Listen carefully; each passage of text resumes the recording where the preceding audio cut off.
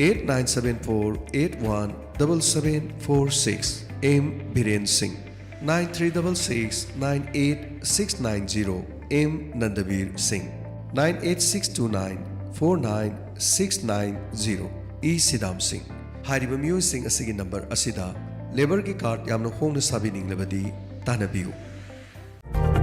Laying Zari State Amadi National Award Fanglaba MDZia Ulak Usamna BP Nungsang Pukta Gastric Kaba Tang Sikpa Sinus Tonsil Asthma Khwang Naba Singli Naurison Thaba Khongya Saba Nupi Goiba Laina Singh Laying Zari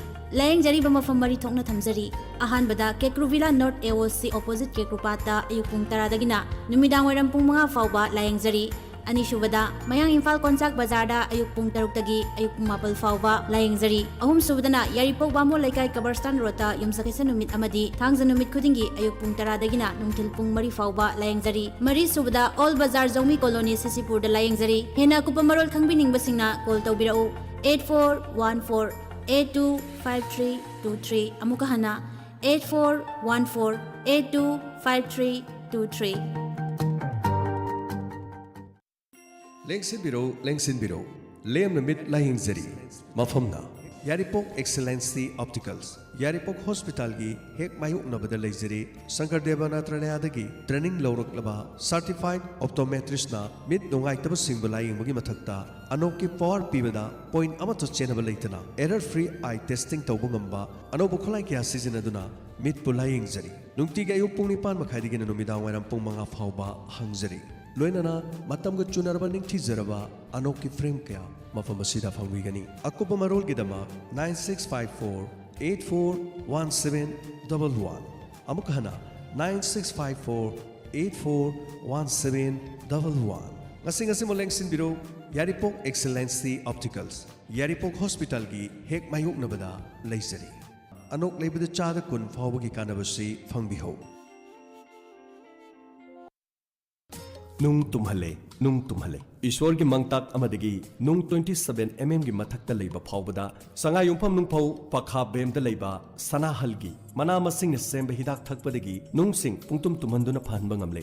masinga kidney ising komda leiba nung sing tumhanduna mai pak na layeng bangamle nung leiba singna amuktang sangyeng tokthokpiu akopa marol gi dama call tobiro 9366752158 amukahana 9366752158 Laying Zariba Sanahal Sangayumpham Nungpho Pakham Mem Sanahan Ginungi Hidak Thakadagi Phakraba Miyoy Singdi Kiran Ingowro Nilakanta Ingowro Leima Popam Ombi Ambika Devi Aits Ingosa Singh Khengman Mathak Lekai Ais Romesh Singh Khengman Mathak Lekai El Thodangamba Saikom Rosibina Hero Part 1 Pisak Matsa Khangabok Maye Lekai Okram Vidya Wangu Mamang Sabal Lekai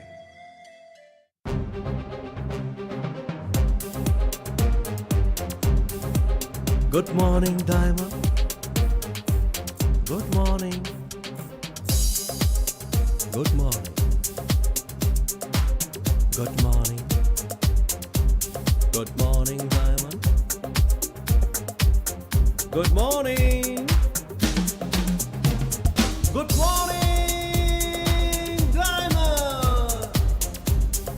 Adom tabiriba channel ase 91.2 MHz da sandok chariba Manipur ki ihan hanba adugumlaba community radio service ke Good Morning Diamond gi program ne program asigi khuthangda nungtigi phongniba pawse khana nainaba amadi miyam gi pungning da phawbirapa pungning gi wakhalon bu aikoi mayam khana naina duna tanaminabagi adugumlaba akhanaba program hauzik lexare adom gi damakta Diamond Radio na sandok chari Good morning Good morning, good morning, good morning Diamond, good morning.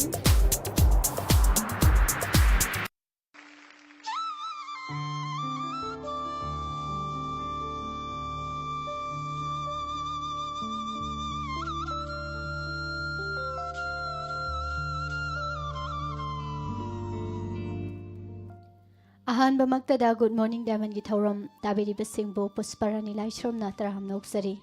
hauzik nungtigi phongliba pause singdagi lokthok saba maru oiba pausing miyam da pijari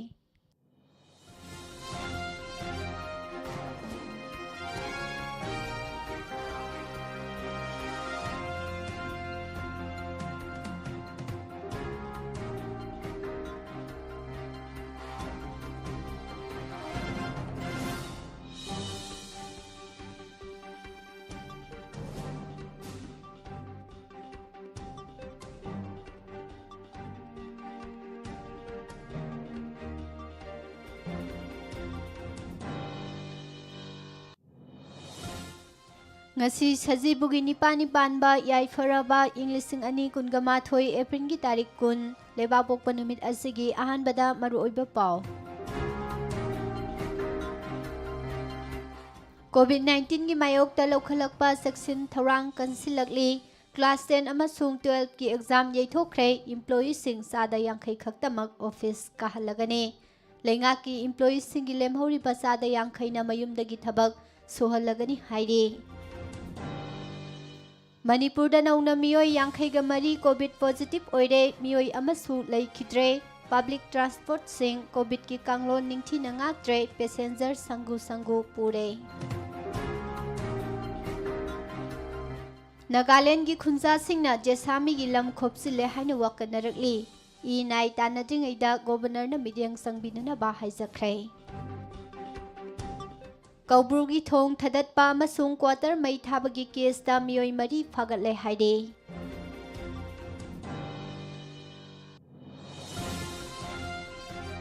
CS Dr. Rajesh Kumar Rimsa emit tokre. Pung nifugani gi ban manung da lakpa passenger bus ani thugai kre. Negative report pai daba passenger sing puraktanaba khanghalakle. Megi tarik amadagi sahi 19 gi mathakta laiba sing vaccine kaplagani haide. India da case lak ani lising humbudraga humdoi naungna thengnakre.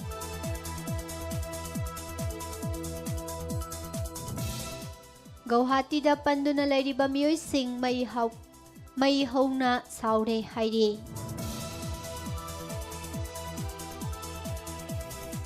Tonga sandokpi ganu pukning phathana laibiu haina Imphal East District ki Police ki SP Jogesandra mari lainaba singda appeal taurakle. Novel coronavirus ki state asida su hauzik oirakli ba phibam sing asigi matung ina Manipur lenga ki maikei dagi su laukhatpa yaba jaksin thorang sing laukhalakli ba asigi manung chana Imphal gi Kangla manungda ngasi dagi hauraduna register amasung miyam sangba thinglagani haikre.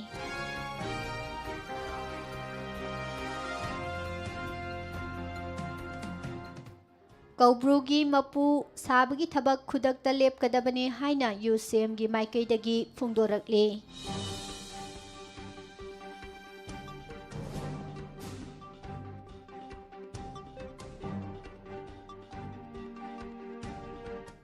Manipur gi IAS officer mga positive oire hanagi Prime Minister Manmohan Singh COVID-19 positive oire.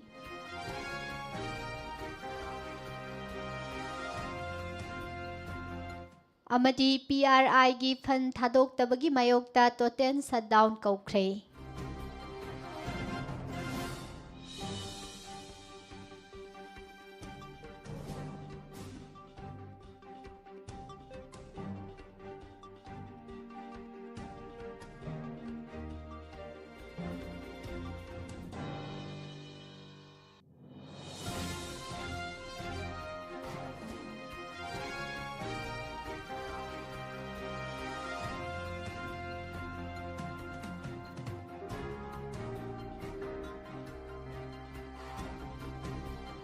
Maruoiba pausing hauzik sandokna pijari. COVID-19 gi ani suba web amasung haukiba sayol aniromda Manipur da COVID-19 case ki sang hengalakpa asigi yenglaga makhatana pamdaba thodok sing thoktanaba amadi mahairoi singi safety gi naba class 9 dagi 12 fawbagi school singda physical class tawbada athingba thongkre loinana class 10 amasung 12 ki exam su matam kaktana yaithokre. Education East ki Commissioner T Ranjitna thokiba cherol amana hai class 9 dagi 12 fawbagi oina sahi asigi January gi tarik 19 tagi school hangdokhiba adu COVID ki hauzik oirakliba phibam sing asigi yenglaga mahairoi singi safety gi damak government aided private institutions singda physical class tawba adu khudaktagi athingba thamle adumakpu athuba matamgi manungda online class tawnanaba thabakti paikhatkadabani. COVID-19 gi positive case masing hengalakli basi lumna lawbaga ꯂꯣꯏꯅꯅ ꯃꯤꯌꯥꯝꯗ ꯃꯃꯥ ꯃꯄꯥ ꯑꯣꯏꯕꯁꯤꯡꯅ ꯊꯦꯡꯅꯔꯤꯕ ꯆꯩꯊꯦꯡꯁꯤꯡ ꯑꯁꯤꯒꯤ ꯌꯦꯡꯂꯒ ꯂꯥꯛꯂꯤꯕ ꯃꯦꯒꯤ ꯇꯥꯔꯤꯛ 6ꯇꯒꯤ ꯍꯧꯒꯗꯧꯔꯤꯕ ꯕꯣꯔꯗ ꯑꯣꯐ ꯁꯦꯀꯦꯟꯗꯔꯤ ꯑꯦꯖꯨꯀꯦꯁꯟ ꯃꯅꯤꯄꯨꯔꯅ ꯂꯧꯕ HSLC ꯑꯦꯛꯖꯥꯃꯤꯅꯦꯁꯟ ꯏꯪ 2018 ꯑꯃꯁꯨꯡ ꯃꯦꯒꯤ ꯇꯥꯔꯤꯛ 5ꯗꯒꯤ ꯍꯧꯒꯗꯕ ꯀꯥꯎꯟꯁꯤꯜ ꯑꯣꯐ ꯍꯥꯌꯔ ꯁꯦꯀꯦꯟꯗꯔꯤ ꯑꯦꯖꯨꯀꯦꯁꯟꯅ ꯂꯧꯕ ꯍꯥꯌꯔ ꯁꯦꯀꯦꯟꯗꯔꯤ ꯑꯦꯛꯖꯥꯃꯤꯅꯦꯁꯟ ꯏꯪ 2018 ꯑꯁꯤ ꯈꯨꯗꯛꯇꯒꯤ ꯌꯩꯊꯣꯛꯂꯦ꯫ ꯃꯁꯤꯒꯤꯁꯨ ꯃꯊꯛꯇ ꯁ꯭ꯀꯨꯜ ꯃꯍꯩꯔꯣꯏꯁꯤꯡꯒꯤ ꯑꯣꯏꯕ ꯀꯣꯆꯤꯡ ꯀ꯭ꯂꯥꯁꯁꯤꯡ, ꯄ꯭ꯔꯥꯏꯚꯦꯠ ꯇ꯭ꯌꯨꯁꯟꯁꯤꯡ, ꯃꯍꯩꯔꯣꯏꯁꯤꯡ ꯑꯦꯀꯣꯃꯣꯗꯦꯁꯟ ꯄꯤꯔꯤꯕ ꯁ꯭ꯀꯨꯜꯁꯤꯡꯗ ꯂꯩꯕ ꯕꯣꯔꯗꯤꯡ ꯑꯃꯗꯤ ꯍꯣꯁꯇꯦꯜꯁꯤꯡ ꯑꯃꯁꯨꯡ ꯄ꯭ꯔꯥꯏꯚꯦꯠ ꯍꯣꯁꯇꯦꯜ ꯈꯨꯗꯤꯡꯃꯛ ꯈꯨꯗꯛꯇꯒꯤ ꯃꯈꯥ ꯇꯥꯕ ꯑꯣꯔꯗꯔ ꯊꯣꯛꯇ꯭ꯔꯤꯕ ꯐꯥꯎꯕ ꯑꯊꯤꯡꯕ ꯊꯝꯂꯦ꯫ ꯂꯣꯏꯅꯅ ꯀ꯭ꯂꯥꯁ 8 ꯑꯃꯗꯤ ꯃꯁꯤꯒꯤ ꯃꯈꯥꯗ ꯂꯩꯕ ꯀ꯭ꯂꯥꯁꯁꯤꯡꯒꯤꯁꯨ ꯐꯤꯖꯤꯀꯦꯜ ꯀ꯭ꯂꯥꯁ ꯇꯧꯕꯗ ꯍꯥꯟꯅꯒꯨꯝꯅ ꯑꯊꯤꯡꯕ ꯊꯝꯂꯦ꯫ ꯑꯗꯨꯃꯛꯄꯨ ꯃꯔꯤ ꯂꯩꯅꯕ ꯑꯣꯊꯣꯔꯤꯇꯤꯁꯤꯡꯅ ꯍꯥꯟꯅꯒꯨꯝꯅ ꯑꯣꯟꯂꯥꯏꯟ ꯀ꯭ꯂꯥꯁꯁꯤꯡꯗꯤ ꯆꯠꯊꯕ ꯌꯥꯒꯅꯤ ꯍꯥꯏꯔꯤ꯫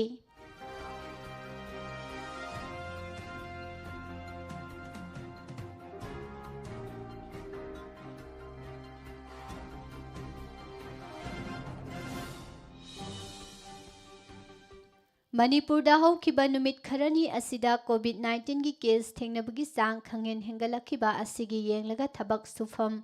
ꯌꯥꯎꯅ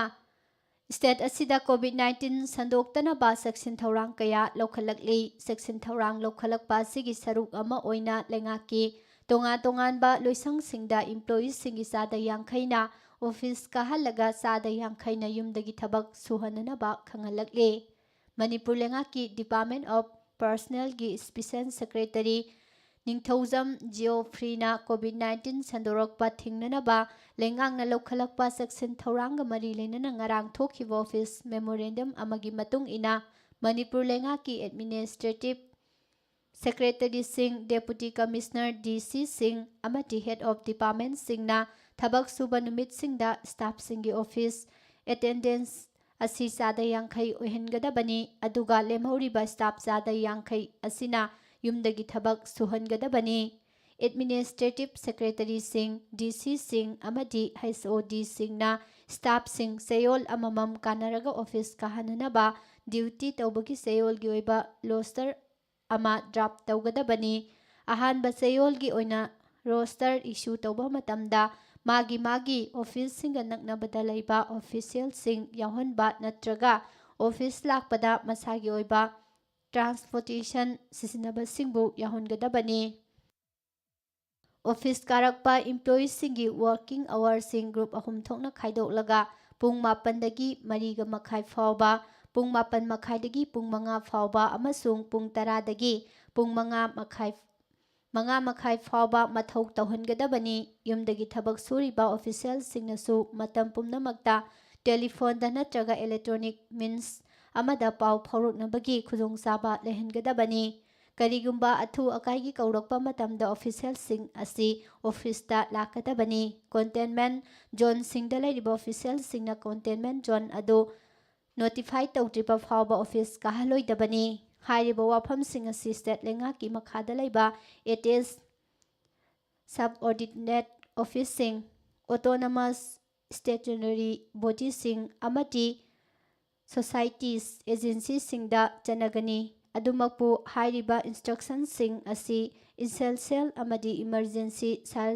ꯁꯔꯚꯤꯁꯀꯤꯗꯃꯛ ꯑꯦꯡꯒꯦꯖ ꯇꯧꯔꯤꯕ ꯏꯝꯄ꯭ꯂꯣꯌꯤꯁꯤꯡ ꯑꯃꯗꯤ ꯗꯤꯄꯥꯔꯠꯃꯦꯟꯠꯁꯤꯡ, ꯑꯣꯐꯤꯁꯁꯤꯡ ꯑꯃꯁꯨꯡ ꯀꯣꯚꯤꯗ-19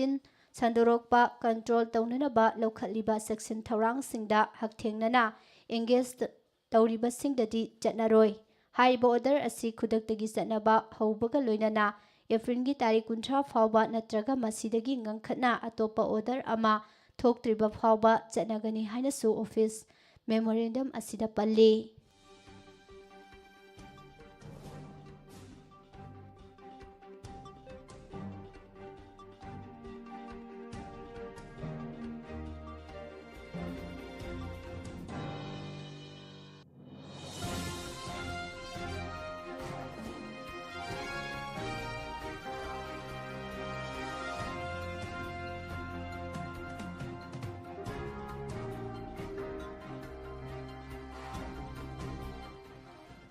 ꯂꯩꯕꯥꯛ ꯑꯁꯤꯗ ꯍꯧꯖꯤꯛ ꯑꯣꯏꯔꯛꯂꯤꯕ ꯀꯣꯚꯤꯗ-19ꯒꯤ ꯐꯤꯚꯝ ꯑꯁꯤꯒꯤ ꯃꯇꯨꯡ ꯏꯟꯅ ꯃꯊꯪ ꯊꯥꯒꯤ ꯇꯥꯔꯤꯛ 1ꯗꯒꯤ ꯃꯁꯥꯒꯤ ꯆꯍꯤ 19ꯒꯤ ꯃꯊꯛꯇ ꯂꯩꯔꯕ ꯃꯤꯑꯣꯏꯁꯤꯡꯗꯁꯨ ꯀꯣꯚꯤꯗ-19 ꯚꯦꯛꯁꯤꯟ ꯀꯥꯞꯄ ꯍꯧꯔꯒꯅꯤ ꯍꯥꯏꯅ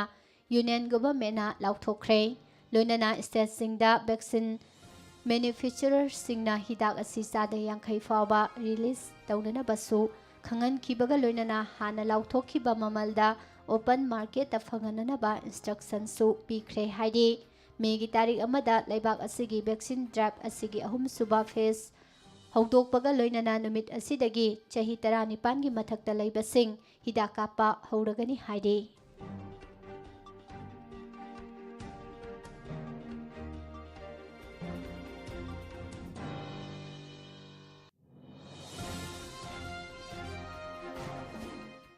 ꯀꯥꯡꯄꯣꯛꯄꯤ ꯗꯤꯁꯇ꯭ꯔꯤꯛꯀꯤ ꯃꯅꯨꯡ ꯆꯟꯕ ꯀꯧꯕ꯭ꯔꯨꯒꯤ ꯆꯤꯡ ꯀꯥꯐꯝꯗ ꯂꯩꯕ RCC ꯕ꯭ꯔꯤꯖ ꯊꯗꯠꯄꯅꯤ ꯆꯤꯡꯅꯕ ꯃꯤꯑꯣꯏ 2 ꯑꯃꯗꯤ ꯂꯥꯏꯅꯤꯡꯊꯧ ꯁꯅꯥꯃꯍꯤꯒꯤ ꯂꯥꯏꯁꯪ ꯉꯥꯛ ꯁꯦꯟꯕ ꯆꯧꯀꯤꯗꯥꯔꯒꯤ ꯀ꯭ꯋꯥꯇꯔ ꯁꯔꯨꯛ ꯈꯔ ꯃꯩ ꯊꯥꯕꯗ ꯆꯦꯟꯅꯕꯅꯤ ꯆꯤꯡꯅꯕ ꯃꯤꯑꯣꯏ 2 ꯌꯥꯎꯅ ꯄꯨꯟꯅ ꯃꯤꯑꯣꯏ 4 ꯃꯅꯤꯄꯨꯔ ꯄꯨꯂꯤꯁꯅ ꯐꯥꯔꯒ ꯋꯥꯍꯪ ꯄꯥꯍꯪꯒꯤ ꯊꯕꯛ ꯆꯠꯊꯔꯤ ꯍꯥꯏꯅ DIG ꯔꯦꯟꯖ 4 ꯀꯥꯃꯩ ꯑꯉꯝ ꯔꯣꯃꯥꯟꯁꯅ ꯉꯔꯥꯡ ꯏꯝꯐꯥꯜꯗ ꯄꯥꯎꯃꯤꯁꯤꯡꯒ ꯎꯅꯕ ꯑꯃꯗ ꯐꯣꯡꯗꯣꯔꯛꯂꯦ꯫ ꯀꯥꯡꯄꯣꯛꯄꯤ ꯗꯤꯁꯇ꯭ꯔꯤꯛ ꯄꯨꯂꯤꯁꯀꯤ SP ꯒꯧꯂꯦꯟꯃꯥ ꯁꯤꯡꯁꯤꯠ ꯑꯃꯗꯤ ꯃꯅꯤꯄꯨꯔ ꯄꯨꯂꯤꯁꯀꯤ PRO W ꯕꯥꯁꯨ ꯌꯥꯎꯅ ꯉꯔꯥꯡ ꯏꯝꯐꯥꯜ ꯄꯨꯂꯤꯁꯀꯤ SP ꯑꯣꯐꯤꯁꯀꯤ ꯀꯣꯟꯐꯔꯦꯟꯁ ꯍꯣꯜꯗ ꯄꯥꯡꯊꯣꯛꯈꯤꯕ ꯄꯥꯎꯒꯤ ꯃꯤꯐꯝ ꯑꯁꯤꯗ DIG ꯔꯦꯟꯖ 4 ꯀꯥꯃꯩ ꯑꯉꯝ ꯔꯥꯃꯥꯁꯟꯅ ꯃꯈꯥ ꯇꯥꯅ ꯍꯥꯏꯈꯤ꯫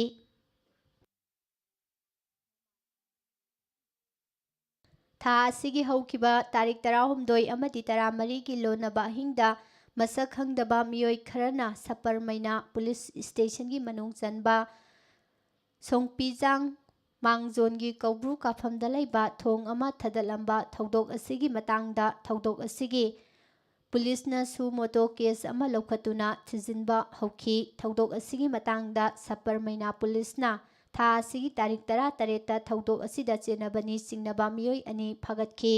ꯃꯈꯣꯏ ꯑꯁꯤ ꯀꯥꯡꯄꯣꯛꯄꯤ ꯗꯤꯁꯇ꯭ꯔꯤꯛꯀꯤ ꯃꯅꯨꯡ ꯆꯟꯕ ꯁꯥꯏꯖꯥꯡ ꯈꯨꯜꯗꯒꯤ ꯇꯣꯜꯒꯧꯂꯦꯟ ꯀꯤꯞꯆꯦꯟ ꯆꯍꯤ 24 ꯑꯄꯣꯛꯄ ꯇꯥꯡꯖꯥꯡ ꯀꯤꯞꯖꯦꯟ ꯑꯃꯗꯤ ꯗꯤꯁꯇ꯭ꯔꯤꯛ ꯑꯁꯤꯃꯛꯀꯤ ꯏꯆꯥꯏꯒꯣꯖꯥꯡ ꯈꯨꯜꯗꯒꯤ ꯄꯥꯎꯀꯥꯏ ꯕꯣꯜꯁꯣꯝ ꯆꯍꯤ 28 ꯑꯄꯣꯛꯄ ꯂꯩꯈꯤꯗ꯭ꯔꯕ ꯊꯥꯡꯄꯨ ꯕꯣꯜꯁꯣꯝꯅꯤ꯫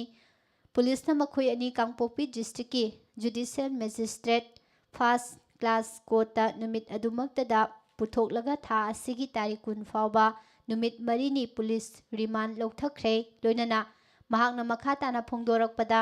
ꯊꯣꯡ ꯊꯨꯒꯥꯏꯔꯝꯕ ꯊꯧꯗꯣꯛ ꯑꯁꯤꯒꯤ ꯃꯇꯥꯡꯗ ꯁꯤꯖꯤꯟꯅꯔꯝꯕ ꯑꯇꯩ ꯄꯣꯠꯂꯝꯁꯤꯡꯁꯨ ꯄꯨꯂꯤꯁꯅ ꯐꯥꯒꯠꯂꯦ ꯍꯥꯏꯔꯤ꯫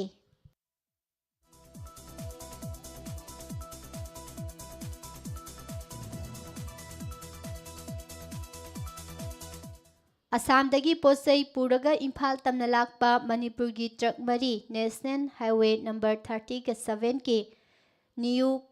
ꯀꯥꯏꯐꯨꯟꯗꯥꯏꯗ ꯁꯛꯈꯪꯗꯕ ꯃꯤꯑꯣꯏ 3ꯅ ꯒꯥꯔꯤꯒꯤ ꯇꯌꯥꯔ ꯑꯃꯗꯤ ꯇꯦꯡꯀꯤꯗ ꯅꯣꯡꯃꯩ ꯀꯥꯞꯁꯤꯜꯂꯝꯕꯗꯒꯤ ꯑꯃꯥꯡ ꯑꯇꯥ ꯊꯣꯛꯍꯟꯈꯤꯕ ꯊꯧꯗꯣꯛ ꯑꯁꯤꯒꯤ ꯃꯥꯌꯣꯛꯇ ꯌꯥꯅꯤꯡꯗꯕ ꯐꯣꯡꯗꯣꯛꯇꯨꯅ all Manipur road transport drivers and motor workers union ꯑꯃꯗꯤ ꯑꯣꯜ ꯖꯤꯔꯤꯕꯥꯝ ꯔꯣꯗ ꯗ꯭ꯔꯥꯏꯚꯔꯁ ꯌꯨꯅꯤꯌꯟꯅ ꯀꯧꯈꯤꯕ ꯄꯨꯡ 49ꯒꯤ ꯃꯅꯤꯄꯨꯔꯒꯤ ꯕꯟꯅ ꯃꯍꯧꯁꯥꯒꯤ ꯄꯨꯟꯁꯤꯗ ꯆꯥꯎꯅ ꯑꯀꯥꯏꯕ ꯊꯣꯛꯍꯟꯈ꯭ꯔꯦ꯫ ꯗ꯭ꯔꯥꯏꯚꯔꯁ ꯌꯨꯅꯤꯌꯟꯅ ꯀꯧꯈꯤꯕ ꯄꯨꯡ 49ꯒꯤ ꯕꯟ ꯑꯁꯤꯒꯤ ꯃꯅꯨꯡꯗ ꯉꯔꯥꯡ ꯁꯥꯏꯀꯨꯜ ꯂꯝꯕꯤ ꯐꯥꯎꯔꯒ ꯁꯄꯔꯃꯩꯅ ꯐꯥꯎꯗꯣꯛꯂꯒ ꯗꯤꯃꯥꯄꯨꯔ ꯇꯝꯅ ꯂꯥꯛꯄ ꯃꯤꯅꯤ ꯕꯁ 2 ꯁꯦꯅꯥꯄꯇꯤ ꯗꯤꯁꯇ꯭ꯔꯤꯛꯀꯤ ꯃꯅꯨꯡ ꯆꯟꯕ ꯈꯣꯡꯅꯦꯝꯗ ꯕꯟ ꯁꯧꯒꯠꯄꯁꯤꯡꯅ ꯅꯨꯡꯅ ꯊꯥꯖꯤꯟꯗꯨꯅ ꯕꯁ 2 ꯑꯃꯥꯡ ꯑꯇꯥ ꯊꯣꯛꯍꯟꯈꯤ꯫ ꯊꯧꯗꯣꯛ ꯑꯁꯤꯗ ꯃꯤꯐꯥ ꯃꯤꯄꯨꯅꯆꯤꯡꯕꯗꯤ ꯑꯃꯠꯇ ꯌꯥꯎꯈꯤꯗꯦ ꯍꯥꯏꯔꯤ꯫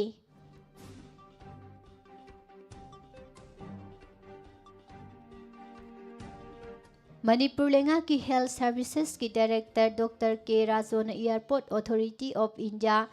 ꯏꯝꯐꯥꯜ ꯏꯌꯥꯔꯄꯣꯔꯠꯀꯤ ꯗꯥꯏꯔꯦꯛꯇꯔ ꯏꯌꯔ ꯏꯟꯗꯤꯌꯥ ꯏꯝꯐꯥꯜ ꯏꯌꯥꯔꯄꯣꯔꯠꯀꯤ ꯁ꯭ꯇꯦꯁꯟ ꯃꯦꯅꯦꯖꯔ ꯏꯟꯗꯤꯒꯣ ꯏꯌꯔꯂꯥꯏꯟꯁꯀꯤ ꯏꯌꯥꯔꯄꯣꯔꯠ ꯃꯦꯅꯦꯖꯔ ꯑꯃꯁꯨꯡ ꯏꯌꯔ ꯑꯦꯁꯤꯌꯥ ꯏꯝꯐꯥꯜ ꯏꯌꯥꯔꯄꯣꯔꯠ ꯃꯦꯅꯦꯖꯔꯗ ꯉꯔꯥꯡ ꯊꯥꯈꯤꯕ ꯋꯥꯔꯅꯤꯡ ꯅꯣꯇꯤꯁ ꯑꯃꯅ ꯀꯣꯚꯤꯗ-19 ꯅꯦꯒꯦꯇꯤꯚ ꯑꯣꯏꯕꯒꯤ ꯔꯤꯄꯣꯔꯠ ꯄꯥꯏꯗꯕ ꯄꯦꯁꯦꯟꯖꯔꯁꯤꯡ ꯃꯅꯤꯄꯨꯔꯗ ꯄꯨꯔꯛꯇꯅꯕ ꯈꯪꯍꯟꯈ꯭ꯔꯦ꯫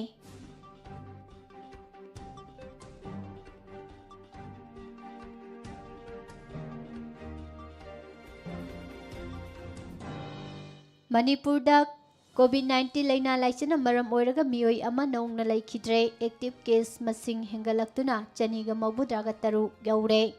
COVID-19 command control room daki ngarang nuthil pung manga fawbagi report matung ina haukiba pung kunga mari asida Imphal West dagi masagi sahi humfuga mathoi suraba nupa ama Siza hospital da laikhidre mahak tharaga laina laichit asina laikhidaba masing punna chahumga humbudraga taret sukre. Haukiba pung kunga mari asida nupa kuntra mathoi amasung nupi kunga humdoi punna general population gi mioi yankhaiga mari nauna COVID-19 positive oiba thengnakhi.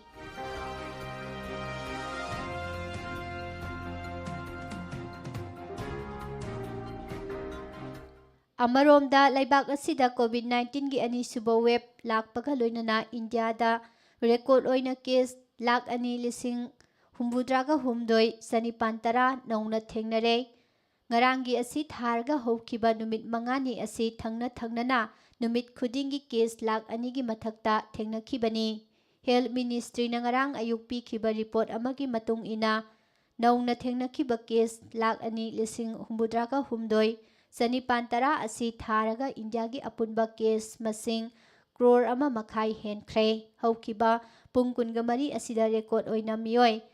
lising amaga satruk taraga mapan su laikhidabaga loinana laina laicit asina maram oiraga laibak asigi laikhidaba masing punna lak ama lising humbudraga nipan chatret humfuga mapan yaure. National COVID-19 recovery rate su sada marifuga tarukta hantarakre hairi aduga numit nifuni thangnana hengalakhraba matungda active case masing su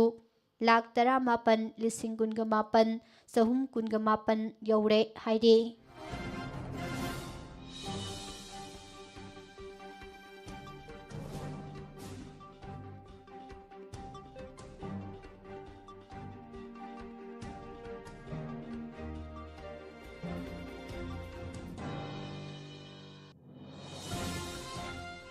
Hauzik oirakliba COVID-19 gi fivam asidagi Manipur lengangna lokhalakpa akanba saksin thaurang singi manung chana Health Services ki Director na khanghalakliba wafam asiga iroinana Imphal da halaknana bagidama Guwahati gi airport ta panduna leirakliba state asigi miyoi singi maraktagidi lengangna COVID-19 negative oire haibagi report yauraktrabadi sanghaloi haibasida mai hongna saunaba yaure. Airport asida palliba miyoi singi maraktagi phongdoknarakhiba wafamsingda Manipurgi damakta lengangna lokhalakliba thaurangsing asibudi afaba khongthangni haiduna yaningi. Adum oinamak Manipurda hanjarakadaba state asigi miyamda laina asigi negative report yaudrabadi sanglakpa yaroi haibasidi miyamgi khandaba thawongni. Assamgi oinadi hairiba thingba si leite masigi mahutta Guwahati airport ta thonglaba mipum khudingmak mafam asida COVID-19 test taunanabagidamak mafam ama thamduna test tauthokhalli loinana masagi mayumda isolation tauduna laihalli adubo hauzik airport asida palliba Manipurgi passenger sing asigi manungda ana ayeksu yauri makhoina Imphal thadokduna mafam asida lakhibadu tha asigi 13 tani adubo numit adugi nungthilda COVID-19 negative oire haibagi result yaudrabadi flight tongduna Imphal da sanglakpa yaroi haiduna thingjinkibadagi makhoi airport asida panduna leirakpani mafam asida test tawba amasung madugi result ngaibadasu pung kunga mari changi makhoidi tha asigi tarik 13 ta Imphal thadoklaga tha asigi tarik 19 da amuk mayumda halaknabagi return ticket na singba paiduna laksakhibani adubu khudakta thamjilakhiba athingba asina maram oiraduna makhoigi flight ticket sing cancel tawbadagi sel yamna manghankhre masigi mathakta airport asida panduna leirakpada chada thaktabasu yarakte palliba miyoising asi sel kayam yamna yaubra natraga yaudabra haibadusu Manipur lengakna khanglamloi asigumba khudaki oiba order asi matungdadi miyamgi damak khantabiraga thokpana sumgani hairi. Makhoina pangthokpa election gi matamdadi COVID-19 pandemic tagi ngakthoknanabagidamak face mask upa amasung social distancing gi mami takide makhoigi kananabagidamak khalaga tawsinki maram maduna lakadawriba mikhal singdadi miyam thoklaktuna bot thadararoi haina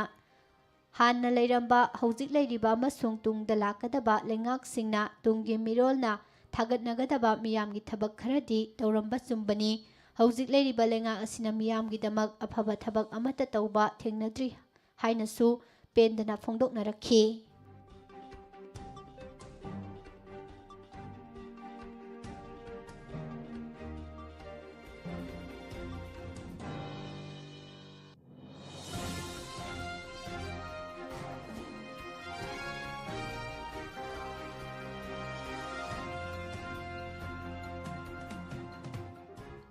Imphal ꯏꯁ ꯗꯤꯁꯇ꯭ꯔꯤꯛꯀꯤ ꯃꯅꯨꯡ ꯆꯟꯕ ꯑꯟꯗ꯭ꯔꯣ ꯑꯃꯗꯤ ꯁꯟꯗꯪ ꯁꯦꯟꯕ ꯃꯔꯤꯡꯈꯨꯜ ꯑꯅꯤꯒꯤ ꯃꯔꯛꯇ ꯂꯝꯒꯤ ꯆꯌꯦꯠꯅꯕꯒ ꯃꯔꯤ ꯂꯩꯅꯅ home ꯗꯤꯄꯥꯔꯠꯃꯦꯟꯠꯅ ꯁꯦꯝꯈꯤꯕ ꯐꯦꯛ ꯐꯥꯏꯟꯗꯤꯡ ꯀꯃꯤꯇꯤ ꯑꯁꯤꯅ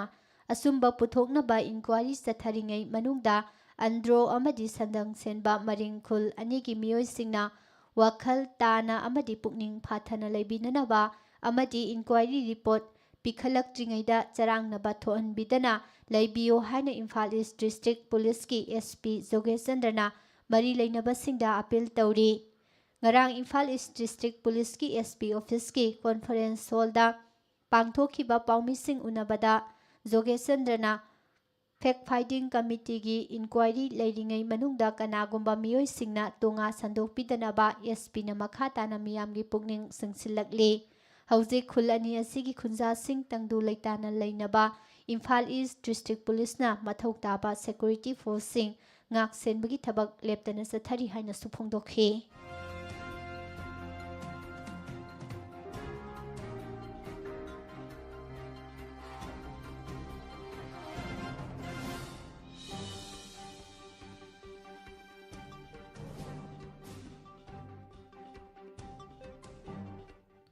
ꯅꯣꯕꯦꯜ ꯀꯣꯔꯣꯅꯥ ꯚꯥꯏꯔꯁ COVID-19ꯒꯤ ꯇꯦꯁ ꯁ꯭ꯇꯦꯠ ꯑꯁꯤꯗꯁꯨ ꯍꯧꯖꯤꯛ ꯑꯣꯏꯔꯛꯂꯤꯕ ꯐꯤꯚꯝꯁꯤꯡ ꯑꯁꯤꯒꯤ ꯃꯇꯨꯡ ꯏꯟꯅ ꯃꯅꯤꯄꯨꯔ ꯂꯩꯉꯥꯛꯀꯤ ꯃꯥꯏꯀꯩꯗꯒꯤꯁꯨ ꯂꯧꯈꯠꯄ ꯌꯥꯕ ꯆꯦꯛꯁꯤꯟ ꯊꯧꯔꯥꯡꯁꯤꯡ ꯂꯧꯈꯠꯂꯛꯂꯤꯕ ꯑꯁꯤꯒꯤ ꯃꯅꯨꯡ ꯆꯟꯅ ꯏꯝꯐꯥꯜꯒꯤ ꯀꯪꯂꯥ ꯃꯅꯨꯡꯗ ꯉꯁꯤꯗꯒꯤ ꯍꯧꯔꯗꯨꯅ ꯚꯤꯖꯤꯇꯔ ꯑꯃꯁꯨꯡ ꯃꯤꯌꯥꯝ ꯆꯪꯕ ꯊꯤꯡꯂꯒꯅꯤ ꯍꯥꯏꯔꯤ ꯍꯤꯔꯝ ꯑꯁꯤꯒꯤ ꯃꯇꯥꯡꯗ ꯉꯔꯥꯡ ꯃꯅꯤꯄꯨꯔ ꯂꯩꯉꯥꯛꯀꯤ ꯁꯦꯀ꯭ꯔꯦꯇꯔꯤꯌꯦꯠ ꯑꯥꯔꯠ ꯑꯦꯟ ꯀꯜꯆꯔ ꯗꯤꯄꯥꯔꯠꯃꯦꯟꯠꯀꯤ ꯃꯥꯏꯀꯩꯗꯒꯤ ꯀꯃꯤꯁꯅꯔ M. ꯖꯣꯏꯅ ꯊꯣꯛꯈꯤꯕ ꯅꯣꯇꯤꯐꯤꯀꯦꯁꯟ ꯑꯃꯒꯤ ꯃꯇꯨꯡ ꯏꯟꯅ ꯉꯁꯤꯗꯒꯤ ꯍꯧꯅ ꯚꯤꯖꯤꯇꯔ ꯑꯃꯁꯨꯡ ꯃꯤꯌꯥꯝ ꯆꯪꯕꯗ ꯑꯊꯤꯡꯕ ꯊꯝꯒꯗꯧꯔꯤꯕ ꯃꯤꯌꯥꯝꯒꯤ ꯃꯐꯝꯁꯤꯡ ꯑꯁꯤꯒꯤ ꯃꯅꯨꯡꯗ ꯀꯪꯂꯥ ꯈꯛꯇ ꯅꯠꯇꯅ ꯃꯣꯏꯔꯥꯡꯗ ꯂꯩꯔꯤꯕ ꯏꯟꯗꯤꯌꯟ ꯅꯦꯁꯅꯦꯜ ꯑꯥꯔꯃꯤ INAꯒꯤ ꯃꯥꯔꯇꯤꯌꯔꯁ ꯃꯦꯃꯣꯔꯤꯌꯦꯜ ꯀꯝꯄ꯭ꯂꯦꯛꯁ ꯏꯝꯐꯥꯜꯗ ꯂꯩꯔꯤꯕ Manipur state museum Manipur state archives state central library palace compound ꯂꯩꯔꯤꯕ Bhagyachandra open air theatre boat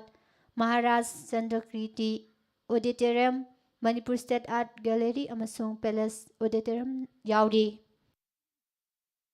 notification ꯑꯁꯤꯅ ꯃꯈꯥ ꯇꯥꯅ ꯐꯣꯡꯗꯣꯔꯛꯂꯤꯕ ꯋꯥꯐꯝ ꯑꯁꯤ ꯍꯧꯈꯤꯕ ꯆꯌꯣꯜ ꯑꯅꯤꯃꯨꯛꯇꯒꯤ ꯍꯧꯔꯗꯨꯅ ꯃꯅꯤꯄꯨꯔꯗ COVID-19 ꯄꯣꯖꯤꯇꯤꯚ ꯑꯣꯏꯕ ꯃꯤꯑꯣꯏꯁꯤꯡꯒꯤ ꯃꯁꯤꯡ COVID-19ꯒꯤ ꯁꯦꯀꯦꯟ ꯋꯦꯕ ꯑꯁꯤꯗ ꯍꯦꯟꯒꯠꯂꯛꯄꯗꯒꯤ ꯂꯧꯈꯠꯂꯛꯄ ꯆꯦꯛꯁꯤꯟ ꯊꯧꯔꯥꯡꯅꯤ ꯍꯥꯏꯔꯤ ꯑꯗꯨꯝ ꯑꯣꯏꯅꯃꯛ ꯂꯥꯏꯅꯤꯡ ꯂꯤꯆꯠ ꯑꯃꯗꯤ ꯂꯥꯏꯅꯤꯡꯒ ꯃꯔꯤ ꯂꯩꯅꯕ ꯊꯧꯔꯝꯁꯤꯡꯒꯤꯗꯃꯛ ꯇꯉꯥꯏ ꯐꯗꯅ ꯀꯪꯂꯥ ꯃꯅꯨꯡꯗ ꯆꯪꯅꯤꯡꯕ ꯃꯤꯑꯣꯏꯁꯤꯡꯅ ꯌꯥꯝꯗ꯭ꯔꯕꯗ ꯅꯨꯃꯤꯠ 8ꯅꯤꯒꯤ ꯃꯃꯥꯡꯗ ꯃꯔꯤ ꯂꯩꯅꯕ ꯑꯣꯊꯣꯔꯤꯇꯤꯗꯒꯤ ꯑꯌꯥꯕ ꯂꯧꯒꯗꯕꯅꯤ ꯑꯗꯨꯒ ꯑꯌꯨꯛ ꯑꯃꯁꯨꯡ ꯅꯨꯡꯊꯤꯜꯒꯤ ꯃꯇꯝꯗ ꯀꯪꯂꯥ ꯃꯅꯨꯡꯗ ꯋꯥꯀꯤꯡ ꯆꯠꯄꯒꯤꯗꯤ ꯑꯊꯤꯡꯕ ꯂꯩꯇꯦ ꯑꯃꯔꯣꯝꯗ ꯃꯅꯤꯄꯨꯔ ꯂꯩꯉꯥꯛꯀꯤ ꯃꯥꯏꯀꯩꯗꯒꯤ ꯃꯤꯌꯥꯝꯒꯤ ꯃꯐꯝ ꯑꯣꯏꯗꯨꯅ ꯂꯥꯛꯂꯤꯕ ꯀꯪꯂꯥ INA ꯃꯦꯃꯣꯔꯤꯌꯦꯜ ꯀꯝꯄ꯭ꯂꯦꯛꯁ ꯑꯃꯗꯤ ꯄꯕ꯭ꯂꯤꯛ ꯂꯥꯏꯕ꯭ꯔꯦꯔꯤꯅꯆꯤꯡꯕꯗ ꯑꯊꯤꯡꯕ ꯊꯝꯂꯛꯂꯤꯕ ꯑꯁꯤꯒꯤ ꯃꯇꯥꯡꯗ ꯐꯣꯡꯗꯣꯔꯛꯄꯗ ꯑꯥꯔꯠ ꯑꯦꯟ ꯀꯜꯆꯔ ꯂꯣꯏꯁꯪꯒꯤ ꯗꯥꯏꯔꯦꯛꯇꯔ ꯉꯥꯉꯣꯝ ꯎꯇꯝꯗ ꯍꯪꯈꯤꯕ ꯋꯥꯍꯪꯁꯤꯡꯒꯤ ꯄꯥꯎꯈꯨꯝꯗ ꯃꯍꯥꯛꯅ ꯊꯤꯡꯖꯤꯜꯂꯛꯀꯗꯧꯔꯤꯕꯁꯤ ꯚꯤꯖꯤꯇꯔꯁꯤꯡ ꯆꯪꯕꯒꯤꯅꯤ ꯑꯗꯨꯝ ꯑꯣꯏꯅꯃꯛ ꯂꯣꯏꯁꯪ ꯑꯁꯤꯒꯤ ꯑꯣꯐꯤꯁꯇꯤ ꯃꯍꯧꯁꯥꯒꯨꯝ ꯑꯗꯨꯃꯛ ꯀꯥꯗꯨꯅ ꯏꯝꯄ꯭ꯂꯣꯌꯤꯁꯤꯡꯅ ꯃꯊꯧ ꯄꯥꯡꯊꯣꯛꯀꯅꯤ ꯚꯤꯖꯤꯇꯔꯁꯤꯡ ꯆꯪꯂꯛꯄꯗ ꯑꯊꯤꯡꯕ ꯊꯝꯍꯧꯗ꯭ꯔꯒꯗꯤ ꯃꯈꯣꯏꯒꯤ ꯃꯔꯛꯇ ꯀꯅꯥꯅꯁꯨ SOP ꯉꯥꯛꯄ ꯉꯝꯂꯣꯏ ꯁꯣꯁꯤꯌꯦꯜ ꯗꯤꯁꯇꯦꯟꯁꯤꯡ ꯍꯥꯏꯔꯒꯁꯨ ꯀꯪꯂꯥ ꯃꯅꯨꯡꯗ ꯆꯪꯕ ꯃ꯭ꯌꯨꯖꯤꯌꯝꯗ ꯆꯪꯗꯨꯅ ꯌꯦꯡꯕ ꯑꯥꯔꯀꯥꯏꯚꯁ ꯑꯃꯁꯨꯡ ꯂꯥꯏꯕ꯭ꯔꯦꯔꯤꯗ ꯔꯦꯀꯣꯔꯗ ꯑꯃꯗꯤ ꯂꯥꯏꯔꯤꯛꯁꯤꯡ ꯄꯥꯔꯒꯗꯧꯔꯤꯕꯁꯤꯡꯕꯨ ꯀꯟꯇ꯭ꯔꯣꯜ ꯇꯧꯕ ꯉꯝꯂꯣꯏꯗꯕꯒꯤ ꯐꯤꯚꯝ ꯂꯥꯛꯄꯗꯒꯤ ꯑꯊꯤꯡꯕ ꯑꯁꯤ ꯊꯝꯖꯤꯜꯂꯛꯄꯅꯤ ꯁꯦꯟꯇ꯭ꯔꯦꯜ ꯃꯤꯅꯤꯁꯇ꯭ꯔꯤꯒꯤ ꯑꯣꯏꯅꯗꯤ ꯅꯨꯃꯤꯠ 10ꯅꯤꯒꯤ ꯃꯃꯥꯡꯗꯒꯤ ꯍꯥꯏꯔꯤꯕ ꯑꯊꯤꯡꯕ ꯑꯁꯤ ꯊꯝꯖꯤꯟꯈ꯭ꯔꯕꯅꯤ ꯑꯩꯈꯣꯏꯒꯤꯁꯨ ꯃꯤꯅꯤꯁꯇ꯭ꯔꯤꯅ ꯊꯤꯡꯖꯤꯟꯅꯕ ꯍꯥꯏꯔꯛꯈ꯭ꯔꯕꯅꯤ ꯑꯗꯨꯕꯨ ꯃꯅꯤꯄꯨꯔꯒꯤ ꯑꯣꯏꯅꯗꯤ ꯈꯔ ꯁꯥꯐꯔꯤ ꯍꯥꯏꯗꯅ ꯊꯤꯡꯖꯤꯟꯗꯅ ꯂꯥꯛꯄꯅꯤ ꯑꯗꯨꯝ ꯑꯣꯏꯅꯃꯛ ꯍꯧꯖꯤꯛꯇꯤ ꯀꯟꯁꯤꯜꯂꯛꯂꯕꯅꯤꯅ ꯂꯩꯉꯥꯛꯀꯤ ꯃꯥꯏꯀꯩꯗꯒꯤ ꯁ꯭ꯀꯨꯜ ꯑꯃꯗꯤ ꯀꯣꯂꯦꯖꯁꯤꯡ ꯐꯥꯎꯕ ꯊꯤꯡꯖꯤꯜꯂꯕꯅꯤꯅ ꯚꯤꯖꯤꯇꯔ ꯑꯃꯁꯨꯡ ꯃꯤꯌꯥꯝ ꯄꯨꯟꯐꯝ ꯑꯣꯏꯔꯤꯕ ꯃꯐꯝꯁꯤꯡ ꯑꯁꯤꯗꯁꯨ ꯑꯊꯤꯡꯕ ꯊꯝꯂꯛꯄꯅꯤ ꯍꯥꯏꯅ ꯐꯣꯡꯗꯣꯔꯛꯈꯤ꯫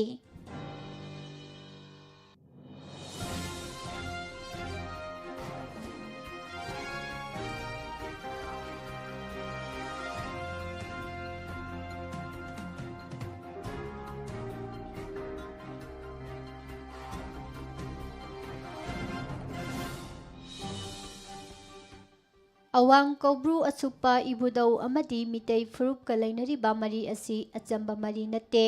ꯋꯦꯁꯤꯌꯥ ꯂꯝꯗꯝꯒꯤ ꯑꯣꯏꯅ ꯍ꯭ꯌꯨꯃꯦꯟ ꯁꯤꯚꯤꯂꯥꯏꯖꯦꯁꯟꯒꯤ ꯄꯨꯋꯥꯔꯤꯗ ꯏꯕꯨꯗꯧ ꯀꯧꯕ꯭ꯔꯨꯅ ꯂꯧꯔꯛꯈꯤꯕ ꯊꯧꯗꯥꯡ ꯑꯆꯝꯕ ꯅꯠꯇꯦ꯫ ꯃꯥꯏꯀꯩ ꯑꯁꯣꯝꯒꯤ ꯃꯤꯑꯣꯏꯕ ꯈꯨꯟꯅꯥꯏꯅ ꯍꯧꯗꯣꯔꯛꯈꯤꯕ ꯑꯃꯗꯤ ꯏꯕꯨꯗꯧ ꯀꯧꯕ꯭ꯔꯨꯅ ꯇꯝꯕꯤꯔꯛꯈꯤꯕ ꯈꯨꯗꯣꯜ ꯑꯆꯝꯕ ꯅꯠꯇꯦ꯫ ꯄꯨꯋꯥꯔꯤꯒꯤ ꯁꯥꯡꯂꯕ ꯅꯤꯡꯁꯤꯡꯕ ꯊꯣꯛꯇ꯭ꯔꯤꯉꯩ ꯃꯇꯝꯗꯒꯤ ꯃꯤꯇꯩ ꯐꯨꯔꯨꯞꯅ ꯆꯦꯠꯅ ꯊꯥꯖꯗꯨꯅ ꯂꯥꯛꯈ꯭ꯔꯕ ꯃꯤꯇꯩꯁꯤꯡꯒꯤ ꯑꯃꯗꯤ ꯈꯨꯟꯗꯥꯃꯤꯟꯅꯔꯤꯕ ꯌꯦꯜꯍꯧ ꯐꯨꯔꯨꯞꯁꯤꯡꯒꯤ ꯍꯧꯔꯛꯐꯝ ꯑꯁꯤꯒꯒꯤ ꯃꯔꯛꯇ ꯑꯇꯠ ꯑꯈꯝ ꯂꯩꯇꯅ ꯆꯦꯠꯅ ꯊꯝꯗꯨꯅ ꯂꯥꯛꯈꯤꯕ ꯃꯔꯤꯗꯨ ꯉꯁꯤꯁꯨ ꯃꯤꯇꯩ ꯐꯨꯔꯨꯞꯀꯤ ꯃꯤꯑꯣꯏ ꯈꯨꯗꯤꯡꯃꯛꯅ ꯁꯝꯊꯗꯨꯅ ꯂꯥꯛꯂꯤ꯫ ꯋꯥꯐꯝ ꯑꯁꯤ ꯌꯨꯅꯥꯏꯇꯦꯗ ꯀꯃꯤꯇꯤ ꯃꯅꯤꯄꯨꯔ UCMꯒꯤ secretary information and public relations BM ꯌꯥꯏꯃꯅ ꯊꯣꯛꯈꯤꯕ ꯆꯦꯔꯣꯜ ꯑꯃꯗ ꯐꯣꯡꯗꯣꯔꯛꯄꯅꯤ꯫ ꯆꯦꯔꯣꯜ ꯑꯁꯤꯅ ꯃꯈꯥ ꯇꯥꯅ ꯍꯥꯏ ꯀꯧꯕ꯭ꯔꯨ ꯆꯤꯡꯁꯥꯡꯒꯤ ꯑꯀꯣꯏꯕꯗ ꯈꯨꯟꯗꯥꯔꯤꯕ ꯌꯦꯜꯍꯧ ꯐꯨꯔꯨꯞꯁꯤꯡ ꯃꯔꯨꯑꯣꯏꯅ ꯃꯥꯎ, ꯃꯔꯥꯝ, ꯊꯪꯒꯥꯜ, ꯀꯕꯨꯏ, ꯂꯤꯌꯥꯃꯩ, ꯈꯣꯡꯖꯥꯏꯁꯤꯡ ꯑꯃꯗꯤ ꯃꯤꯇꯩꯁꯤꯡꯅ ꯍꯧꯔꯛꯈꯤꯕꯒꯤ ꯑꯃꯗꯤ ꯃꯐꯝ ꯑꯁꯤꯗꯒꯤ ꯍꯧꯗꯣꯛꯃꯤꯟꯅꯔꯛꯇꯨꯅ ꯃꯥꯏꯀꯩ ꯀꯌꯥꯗ ꯈꯨꯟꯗꯥ ꯂꯩꯇꯥꯅꯅꯕ ꯆꯠꯈꯤꯕꯒꯤ ꯋꯥꯔꯤꯒꯤ ꯈꯨꯗꯝ ꯆꯥꯡꯗꯝ ꯀꯌꯥ ꯉꯁꯤꯁꯨ ꯃꯐꯝ kayada ꯈꯨꯗꯨꯝ ꯅꯨꯡ ꯑꯃꯗꯤ ꯁꯛꯇꯝ ꯀꯌꯥ ꯌꯨꯡꯗꯨꯅ ꯂꯩꯔꯤ꯫ ꯌꯦꯜꯍꯧ ꯃꯤ ꯈꯨꯗꯤꯡꯃꯛꯅ ꯀꯧꯕ꯭ꯔꯨ ꯈꯨꯕꯝ ꯑꯁꯤꯗꯒꯤ ꯍꯧꯗꯣꯔꯛꯈꯤ ꯍꯥꯏꯕꯒꯤ ꯋꯥꯔꯤ ꯁꯤꯡꯕꯨꯜ ꯀꯌꯥ, ꯆꯤꯡꯃꯤ ꯑꯍꯜ ꯑꯃꯗꯤ ꯑꯈꯪ ꯑꯍꯩ ꯀꯌꯥꯅ ꯋꯥꯔꯤ ꯑꯣꯏꯅ ꯍꯥꯏꯖꯕ ꯇꯥꯔꯕꯁꯨ ꯉꯁꯤꯗꯤ ꯃꯇꯝꯒꯤ ꯏꯆꯦꯜꯅ ꯄꯨꯔꯛꯄ ꯂꯥꯏꯅꯤꯡꯁꯤꯡꯗ ꯂꯨꯞꯈꯤꯗꯨꯅ ꯑꯋꯥꯡ ꯀꯧꯕ꯭ꯔꯨ ꯑꯁꯨꯛꯄꯒꯤ ꯃꯒꯨꯜ ꯅꯣꯡꯃ ꯅꯣꯡꯃꯒꯤ ꯍꯟꯊꯈꯤꯕꯒꯤ ꯃꯃꯤ ꯇꯥꯔꯤ꯫ ꯑꯗꯨꯕꯨ ꯃꯤꯇꯩ ꯐꯨꯔꯨꯞꯀꯤ ꯑꯣꯏꯅꯗꯤ ꯉꯁꯤꯁꯨ ꯇꯣꯉꯥꯟꯕ ꯂꯥꯏꯅꯤꯡ ꯆꯠꯅꯈꯤꯕ ꯌꯥꯎꯖꯔꯕꯁꯨ ꯏꯄꯥ ꯏꯄꯨꯅ ꯊꯝꯕꯤꯔꯝꯕ ꯂꯤꯛꯂꯝ ꯑꯃꯗꯤ ꯊꯥꯖꯕ ꯆꯠꯅꯕꯤ ꯑꯗꯨ ꯉꯁꯤꯁꯨ ꯊꯥꯗꯣꯛꯅꯕ ꯉꯝꯗꯅ ꯈ꯭ꯋꯥꯏꯗꯒꯤ ꯃꯔꯨꯑꯣꯏꯕ ꯂꯥꯏꯐꯝꯂꯦꯟ ꯈꯨꯗꯤꯡꯃꯛꯇꯒꯤ ꯑꯊꯣꯏꯕ ꯑꯋꯥꯡ ꯀꯧꯕ꯭ꯔꯨ ꯑꯁꯨꯛꯄ ꯑꯃꯗꯤ ꯀꯧꯅꯨ ꯂꯥꯏꯔꯦꯝꯕꯤꯕꯨ ꯈꯥꯏꯗꯣꯛꯅꯕ ꯌꯥꯗꯅ ꯂꯥꯛꯂꯕꯅꯤ꯫ ꯍꯥꯏꯔꯤꯕ ꯀꯧꯕ꯭ꯔꯨ ꯑꯃꯗꯤ ꯃꯩꯇꯩꯁꯤꯡꯒ ꯂꯩꯅꯔꯤꯕ ꯃꯔꯤ ꯑꯁꯤ ꯃꯤꯑꯣꯏꯕ ꯈꯨꯟꯅꯥꯏꯅ ꯁꯥꯐꯣꯡꯂꯛꯈꯤꯕ ꯃꯇꯝ ꯑꯗꯨꯗꯒꯤ ꯍꯧꯗꯨꯅ ꯂꯥꯛꯈ꯭ꯔꯕ ꯃꯔꯤ ꯑꯃꯅꯤ꯫ ꯃꯁꯤꯗꯤ ꯂꯝꯗꯝ ꯑꯁꯤꯒꯤ ꯏꯟꯗꯤꯖꯤꯅꯁ ꯄꯤꯄꯜꯁꯤꯡꯒꯤ ꯃꯔꯛꯇ ꯈ꯭ꯋꯥꯏꯗꯒꯤ ꯑꯆꯧꯕ ꯀꯥꯡꯂꯨꯞ ꯑꯃ ꯑꯣꯏꯔꯤꯕ ꯃꯤꯇꯩꯁꯤꯡꯒꯤ ꯈ꯭ꯋꯥꯏꯗꯒꯤ ꯑꯁꯦꯡꯕ ꯑꯃꯗꯤ ꯑꯐꯣꯡꯕ ꯍꯛ ꯑꯃꯅꯤ ꯍꯥꯏꯕꯁꯤ ꯂꯝꯗꯝ ꯑꯁꯤꯗ ꯈꯨꯟꯗꯥꯃꯤꯟꯅꯔꯤꯕ ꯐꯨꯔꯨꯞ ꯈꯨꯗꯤꯡꯃꯛꯅ ꯈꯪꯃꯤꯟꯅꯁꯤ ꯍꯥꯏꯅꯁꯨ ꯃꯍꯥꯛꯅ ꯃꯈꯥ ꯇꯥꯅ ꯐꯣꯡꯗꯣꯛꯈꯤ꯫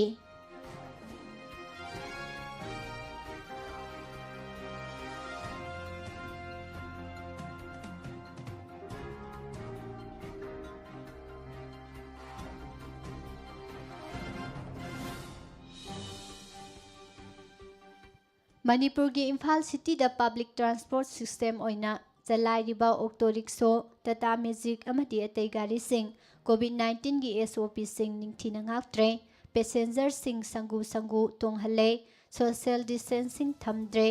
ꯃꯥꯛꯁ ꯅꯤꯡꯊꯤꯅ ꯎꯞꯇ꯭ꯔꯦ, ꯑꯗꯨꯕꯨ ꯒꯥꯔꯤ ꯑꯇꯣꯡꯃꯟꯗꯤ ꯍꯥꯟꯅꯗꯒꯤ ꯇꯪꯈꯥꯏ ꯍꯦꯟꯒꯠꯂꯒ ꯂꯧꯔꯤ꯫ ꯐꯤꯚꯝ ꯑꯁꯤꯅ ꯇꯉꯥꯏ ꯐꯗꯅ ꯆꯠꯇꯕ ꯌꯥꯗꯕ ꯃꯤꯑꯣꯏ ꯀꯌꯥꯗ ꯀꯣꯚꯤꯗ-19ꯒꯤ ꯁꯥꯊꯤꯔꯕ ꯆꯩꯊꯦꯡ ꯄꯤꯔꯒꯗ꯭ꯔꯥ ꯍꯥꯏꯕꯒꯤ ꯑꯀꯤꯕ ꯂꯩꯅꯔꯦ꯫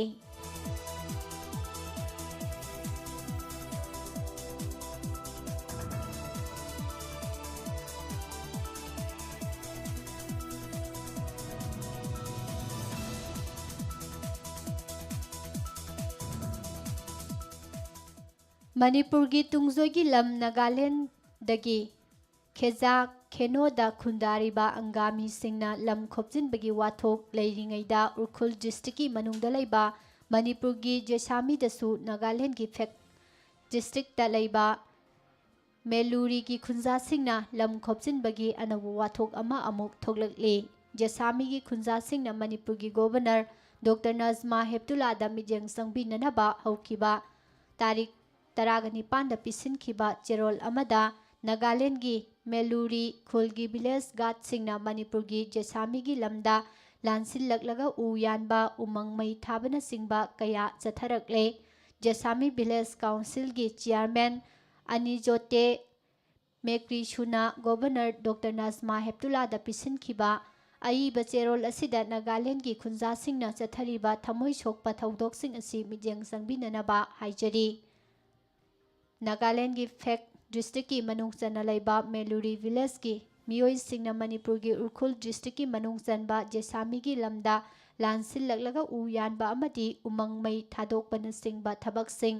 ꯆꯠꯊꯗꯨꯅ ꯂꯥꯛꯂꯤ꯫ ꯈꯨꯜ ꯑꯅꯤꯒꯤ ꯃꯔꯛꯇ ꯑꯐꯕ ꯃꯔꯤ ꯊꯝꯅꯅꯕꯒꯤꯗꯃꯛ ꯃꯍꯥꯛꯀꯤ ꯈꯨꯜꯒꯤ ꯚꯤꯂꯦꯖ ꯁꯦꯀ꯭ꯔꯦꯇꯔꯤꯒ ꯂꯣꯏꯅꯅ ꯃꯦꯂꯨꯔꯤ ꯚꯤꯂꯦꯖꯀꯤ ꯆꯤꯌꯥꯔꯃꯦꯟ ꯑꯃꯗꯤ ꯁꯦꯀ꯭ꯔꯦꯇꯔꯤꯒ ꯎꯅꯗꯨꯅ ꯎ ꯌꯥꯟꯕ ꯂꯦꯞꯄꯤꯅꯅꯕ ꯍꯥꯏꯖꯈꯤ ꯑꯗꯨꯕꯨ ꯃꯗꯨ ꯇꯥꯕꯤꯗꯅ ꯂꯩꯈꯤ ꯍꯥꯏꯕ ꯋꯥꯐꯝ ꯄꯟꯈꯤ꯫ ꯆꯠꯂꯤꯕ ꯆꯍꯤ ꯑꯁꯤꯒꯤ ꯑꯦꯄ꯭ꯔꯤꯜꯒꯤ ꯇꯥꯔꯤꯛ 12ꯗ ꯅꯥꯒꯥꯂꯦꯟꯗ ꯂꯩꯉꯥꯛꯅ ꯄꯤꯕ 303 ꯔꯥꯏꯐꯜ ꯄꯥꯏꯕ ꯃꯦꯂꯨꯔꯤꯒꯤ ꯚꯤꯂꯦꯖ ꯒꯥꯔꯗ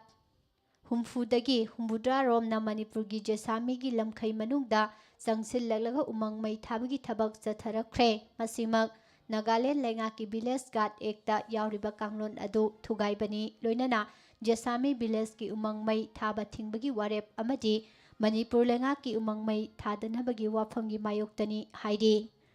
ꯊꯧꯗꯣꯛ ꯑꯁꯤꯒ ꯃꯔꯤ ꯂꯩꯅꯅ ꯑꯦꯄ꯭ꯔꯤꯜꯒꯤ ꯇꯥꯔꯤꯛ 12ꯗ ꯖꯦꯁꯥꯃꯤ ꯄꯨꯂꯤꯁ ꯁ꯭ꯇꯦꯁꯟꯗ FIR ꯑꯃ ꯔꯦꯖꯤꯁꯇꯔ ꯇꯧꯈꯤꯕꯅꯤ ꯂꯣꯏꯅꯅ DC ꯎꯈ꯭ꯔꯨꯜ ꯑꯃꯗꯤ SDO ꯖꯦꯁꯥꯃꯤꯗꯁꯨ ꯔꯤꯄꯣꯔꯠ ꯇꯧꯈ꯭ꯔꯦ ꯍꯥꯏꯅꯁꯨ ꯃꯈꯥ ꯇꯥꯅ ꯐꯣꯡꯗꯣꯔꯛꯂꯤ꯫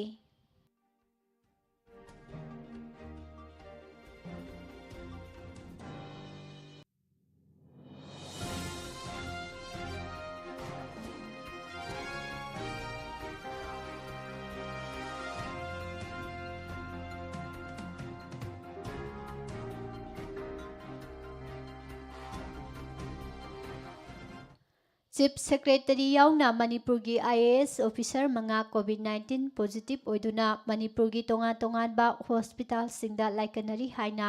ꯄ꯭ꯔꯦꯁꯅ ꯐꯪꯕ ꯄꯥꯎ ꯑꯃꯅ ꯍꯥꯏꯔꯤ꯫ ꯄꯣꯖꯤꯇꯤꯚ ꯑꯣꯏꯗꯨꯅ ꯍꯧꯖꯤꯛ ꯂꯥꯏꯀꯠꯅꯔꯤꯕ IAS ꯑꯣꯐꯤꯁꯔꯁꯤꯡ ꯑꯁꯤ chief secretary Rajesh Kumar, additional chief secretary Lekhogin Haokip, chief electoral officer Manipur PK Singh, principal secretary finance Rakesh Ranjan ꯑꯃꯗꯤ ꯑꯦꯖꯨꯀꯦꯁꯟ ꯑꯦꯖꯀꯤ ꯗꯥꯏꯔꯦꯛꯇꯔ L. ꯅꯟꯗꯀꯨꯃꯥꯔꯅꯤ꯫ ꯃꯈꯣꯏꯒꯤ ꯃꯅꯨꯡꯗ ꯆꯤꯞ ꯁꯦꯀ꯭ꯔꯦꯇꯔꯤ ꯔꯥꯖꯦꯁ ꯀꯨꯃꯥꯔ ꯑꯃꯗꯤ ꯑꯦꯖꯨꯀꯦꯁꯟ ꯑꯦꯖ ꯗꯥꯏꯔꯦꯛꯇꯔ L. ꯅꯟꯗꯀꯨꯃꯥꯔꯒꯤ ꯐꯤꯚꯝ ꯂꯨꯅ ꯂꯩꯔꯤ꯫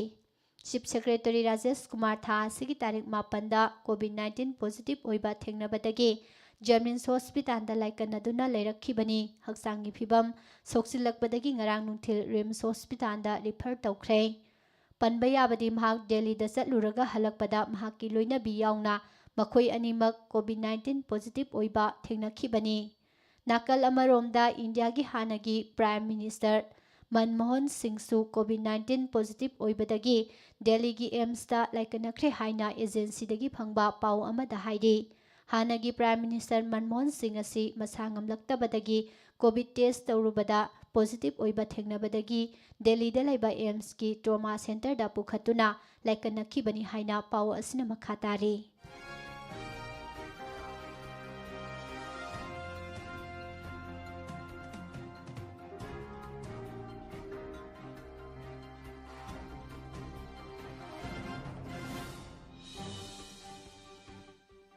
ꯁꯦꯟꯕꯥ ꯆꯍꯤ ꯏꯪ 2010-2011ꯒꯤ MGNREGSꯀꯤ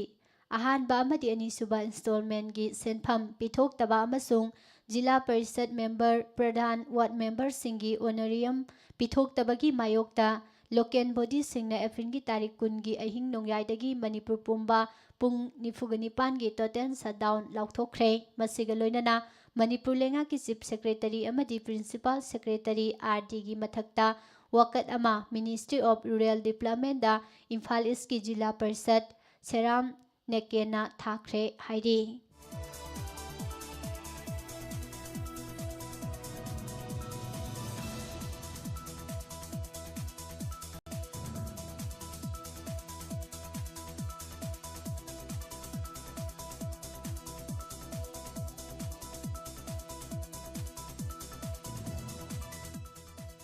ꯃꯅꯤꯄꯨꯔꯗ ꯃꯁꯥꯒꯤ ꯆꯍꯤ 95ꯒꯤ ꯃꯊꯛꯀꯤ ꯃꯤꯑꯣꯏ 8,00,000 ꯍꯦꯜꯊ ꯋꯥꯔꯀꯔ ꯑꯃꯗꯤ ꯐ꯭ꯔꯟꯠꯂꯥꯏꯟ ꯋꯥꯔꯀꯔ 2,00,000 ꯔꯣꯝ ꯂꯩꯔꯤꯕ ꯑꯁꯤ ꯊꯥꯔꯒ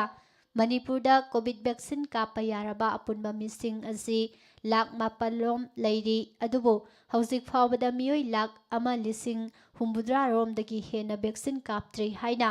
ꯅꯦꯁꯅꯦꯜ ꯍꯦꯜꯊ ꯃꯤꯁꯟꯒꯤ ꯃꯤꯁꯟ ꯗꯥꯏꯔꯦꯛꯇꯔ ꯅꯤꯉꯣꯝꯕꯝ ꯁꯝꯖꯥꯏꯅ ꯄꯥꯎꯃꯤꯁꯤꯡꯗ ꯐꯣꯡꯗꯣꯔꯛꯂꯤ꯫ ꯐꯦꯃꯤꯂꯤ ꯋꯦꯜꯐꯤꯌꯔꯒꯤ ꯑꯣꯐꯤꯁꯇ ꯄꯥꯡꯊꯣꯛꯈꯤꯕ ꯄꯥꯎꯒꯤ ꯃꯤꯐꯝ ꯑꯃꯗ ꯁꯝꯖꯥꯏꯅ ꯃꯅꯤꯄꯨꯔꯗ ꯍꯧꯈꯤꯕ ꯖꯅꯋꯥꯔꯤꯒꯤ ꯇꯥꯔꯤꯛ 13ꯇꯒꯤ ꯚꯦꯛꯁꯤꯟ ꯀꯥꯞꯄꯒꯤ ꯊꯕꯛ ꯑꯁꯤ ꯆꯠꯊꯔꯛꯈꯤꯕꯅꯤ꯫ ꯑꯍꯥꯟꯕ ꯇꯥꯡꯀꯛꯀꯤ ꯑꯣꯏꯅ ꯍꯦꯜꯊ ꯋꯥꯔꯀꯔ 94,000ꯔꯣꯝ ꯂꯩꯔꯤꯕ ꯑꯁꯤꯗ ꯚꯦꯛꯁꯤꯟ ꯀꯥꯞꯄꯒꯤ ꯈꯨꯗꯣꯡꯆꯥꯕ ꯄꯤꯈꯤ꯫ ꯃꯁꯤꯒꯤ ꯇꯨꯡꯗ ꯐꯦꯕ꯭ꯔꯨꯋꯥꯔꯤꯒꯤ ꯇꯥꯔꯤꯛ 9ꯗꯒꯤ ꯐ꯭ꯔꯟꯠꯂꯥꯏꯟ ꯋꯥꯔꯀꯔ ꯂꯥꯛ 1,60,000ꯔꯣꯝ ꯂꯩꯕ ꯑꯁꯤꯗ ꯚꯦꯛꯁꯤꯟ ꯀꯥꯞꯄ ꯍꯧꯈꯤ꯫ ꯇꯨꯡꯗ ꯑꯦꯄ꯭ꯔꯤꯜꯒꯤ ꯇꯥꯔꯤꯛ 1ꯗꯒꯤ ꯆꯍꯤ 95 ꯃꯊꯛꯀꯤ ꯃꯤꯑꯣꯏꯁꯤꯡ ꯚꯦꯛꯁꯤन ꯀꯥꯞꯅꯅꯕ ꯈꯪꯍꯟꯈꯤꯕꯅꯤ꯫ ꯑꯁꯨꯝꯅ ꯊꯥ 3ꯂꯣꯝ ꯚꯦꯛꯁꯤꯟ ꯀꯥꯞꯄꯒꯤ ꯊꯕꯛ ꯆꯠꯊꯔꯛꯂꯤꯕ ꯁꯦꯠ ꯑꯁꯤꯗ ꯚꯦꯛꯁꯤꯟ ꯀꯥꯞꯄ ꯌꯥꯕ ꯃꯤꯑꯣꯏ ꯂꯥꯛ 4ꯂꯣꯝ ꯂꯩꯔꯤꯕ ꯑꯁꯤꯒꯤ ꯃꯅꯨꯡꯗ ꯃꯤꯑꯣꯏ ꯂꯥꯛ 1,60,000ꯇꯃꯛ ꯚꯦꯛꯁꯤꯟ ꯀꯥꯞꯂꯤ꯫ ꯃꯁꯤꯗ ꯃꯤꯌꯥꯝꯅꯁꯨ ꯊꯣꯛꯄꯤꯔꯛꯇꯨꯅ ꯚꯦꯛꯁꯤꯟ ꯑꯁꯤ ꯏꯁꯥ ꯏꯁꯥꯒꯤ ꯃꯇꯝ ꯂꯥꯛꯄꯗ ꯀꯥꯞꯊꯣꯛꯄꯤꯅꯅꯕ ꯍꯣꯠꯅꯕꯤꯌꯨ꯫ ꯃꯁꯤꯅ ꯂꯥꯏꯆꯠ ꯑꯁꯤꯗꯒꯤ ꯈꯔ ꯃꯈꯩ ꯉꯥꯛꯊꯣꯛꯄ ꯉꯝꯒꯅꯤ꯫ ꯆꯍꯤ ꯑꯁꯤꯒꯤ ꯑꯦꯄ꯭ꯔꯤꯜꯒꯤ ꯇꯥꯔꯤꯛ 8ꯀꯤ ꯃꯃꯥꯡꯗ ꯁ꯭ꯇꯦꯠ ꯑꯁꯤꯗ ꯀꯣꯚꯤꯗ ꯁꯟꯗꯣꯛꯄꯒꯤ ꯆꯥꯡ ꯑꯁꯤ ꯅꯣꯡꯃꯗ ꯃꯤꯑꯣꯏ 10ꯒꯤ ꯃꯊꯛꯇ ꯂꯩꯔꯝꯕꯅꯤ ꯑꯗꯨꯕꯨ ꯑꯦꯄ꯭ꯔꯤꯜꯒꯤ ꯇꯥꯔꯤꯛ 9ꯗꯒꯤꯗꯤ ꯄꯣꯖꯤꯇꯤꯚ ꯑꯣꯏꯕꯒꯤ ꯆꯥꯡ ꯂꯦꯞꯇꯅ ꯍꯦꯟꯒꯠꯂꯛꯇꯨꯅ ꯍꯧꯈꯤꯕ ꯄꯨꯡ 24ꯗ ꯃꯤꯑꯣꯏ 62 ꯄꯣꯖꯤꯇꯤꯚ ꯑꯣꯏꯕ ꯊꯦꯡꯅꯔꯤꯕ ꯑꯁꯤꯅꯤ꯫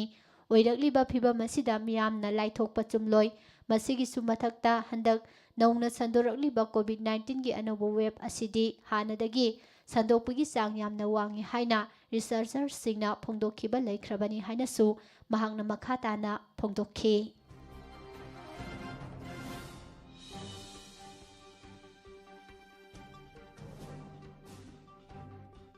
ꯂꯥꯏ ꯌꯦꯛꯄ ꯍꯥꯏꯕ ꯁꯤꯟꯐꯝꯁꯤ ꯃꯤꯌꯥꯝꯅ ꯑꯉꯥꯎꯕ ꯑꯣꯏꯅ ꯂꯧꯅꯔꯕꯁꯨ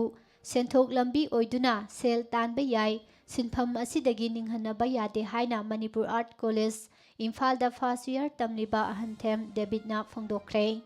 ꯀꯣꯜꯀꯇꯥꯗꯒꯤ ꯇꯤ-ꯁꯥꯔꯠ, ꯐꯨꯔꯤꯠ ꯂꯧꯔꯒ ꯃꯁꯤꯗ ꯌꯦꯛꯇꯨꯅ ꯄꯨꯊꯣꯛꯂꯒ ꯃꯥꯏ ꯄꯥꯛꯂꯕ ꯁꯦꯟꯗꯥꯟ ꯂꯝꯕꯤ ꯑꯃ ꯑꯣꯏꯕ ꯌꯥꯕ꯭ꯔꯥ ꯍꯥꯏꯕꯒꯤ ꯆꯥꯡꯌꯦꯡꯗ ꯃꯥꯏ ꯄꯥꯛꯂꯕ ꯂꯥꯏ ꯌꯦꯛꯄꯒꯤ ꯃꯍꯩꯔꯣꯏ ꯑꯁꯤ ꯐꯨꯝꯂꯧ ꯀꯩꯔꯣꯏ ꯃꯌꯥꯏ ꯂꯩꯀꯥꯏꯗꯒꯤ ꯑꯍꯟꯊꯦꯝ ꯖꯤꯇꯦꯟ ꯑꯃꯁꯨꯡ ꯑꯍꯟꯊꯦꯝ ꯑꯣꯡꯕꯤ ꯎꯔꯃꯤꯂꯥꯒꯤ ꯃꯆꯥꯅꯨꯄꯥꯅꯤ꯫ ꯍꯧꯖꯤꯛ ꯃꯍꯥꯛ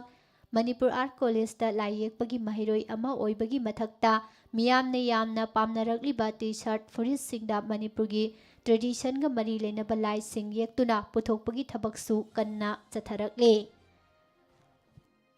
ꯑꯍꯟꯊꯦꯝ ꯗꯦꯕꯤꯠꯀ ꯑꯈꯟꯅꯅ ꯎꯅꯔꯨꯕ ꯑꯃꯗ ꯂꯥꯏ ꯌꯦꯛꯄ ꯍꯥꯏꯕꯁꯤ ꯑꯉꯥꯡ ꯑꯣꯏꯔꯤꯉꯩꯗꯒꯤ ꯄꯥꯝꯖꯔꯛꯄꯅ ꯇꯣꯉꯥꯟ ꯇꯣꯉꯥꯟꯕ ꯂꯥꯏ ꯃꯈꯜꯁꯤꯡ ꯌꯦꯛꯄ ꯍꯧꯔꯛꯈꯤ꯫ ꯑꯗꯨꯕꯨ ꯂꯥꯏ ꯌꯦꯛꯄꯅ ꯀꯔꯤ ꯀꯥꯟꯅꯗꯣꯏꯅꯣ ꯍꯥꯏꯕ ꯋꯥꯐꯝꯁꯤ ꯃꯍꯥꯛꯀꯤ ꯑꯄꯣꯛꯄ ꯑꯍꯜ ꯂꯃꯟꯁꯤꯡꯅꯁꯨ ꯍꯥꯏꯗꯨꯅ ꯂꯥꯛꯈꯤ꯫ ꯑꯗꯨꯕꯨ ꯃꯍꯥꯛꯅ ꯁꯤꯟꯐꯝ ꯑꯁꯤ ꯄꯥꯝꯖꯕ ꯃꯔꯝꯅ ꯂꯥꯏ ꯌꯦꯛꯄꯒꯤ ꯊꯕꯛ ꯂꯦꯞꯇꯅ ꯆꯠꯊꯔꯛꯈꯤ꯫ ꯑꯗꯨꯕꯨ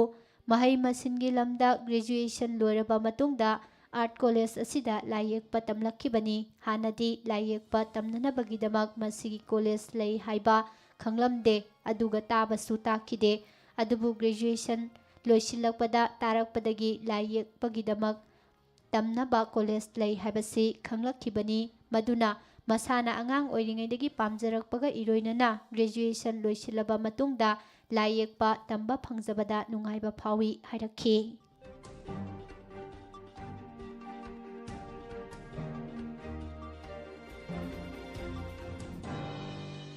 ꯆꯤꯐ ꯃꯤꯅꯤꯁꯇꯔꯒꯤ ꯂꯣꯏꯅꯕꯤ ꯍꯤꯌꯥꯏꯅꯨꯒꯤ ꯃꯤꯡ ꯁꯤꯖꯤꯟꯅꯗꯨꯅ ꯊꯕꯛ ꯍꯥꯞꯄꯤꯒꯅꯤ ꯍꯥꯏꯗꯨꯅ ꯁꯦꯜ ꯂꯧꯈꯤꯕ ꯆꯤꯐ ꯃꯤꯅꯤꯁꯇꯔ ꯑꯃꯗꯤ ꯃꯍꯥꯛꯀꯤ ꯏꯃꯨꯡ ꯃꯅꯨꯡꯒꯤ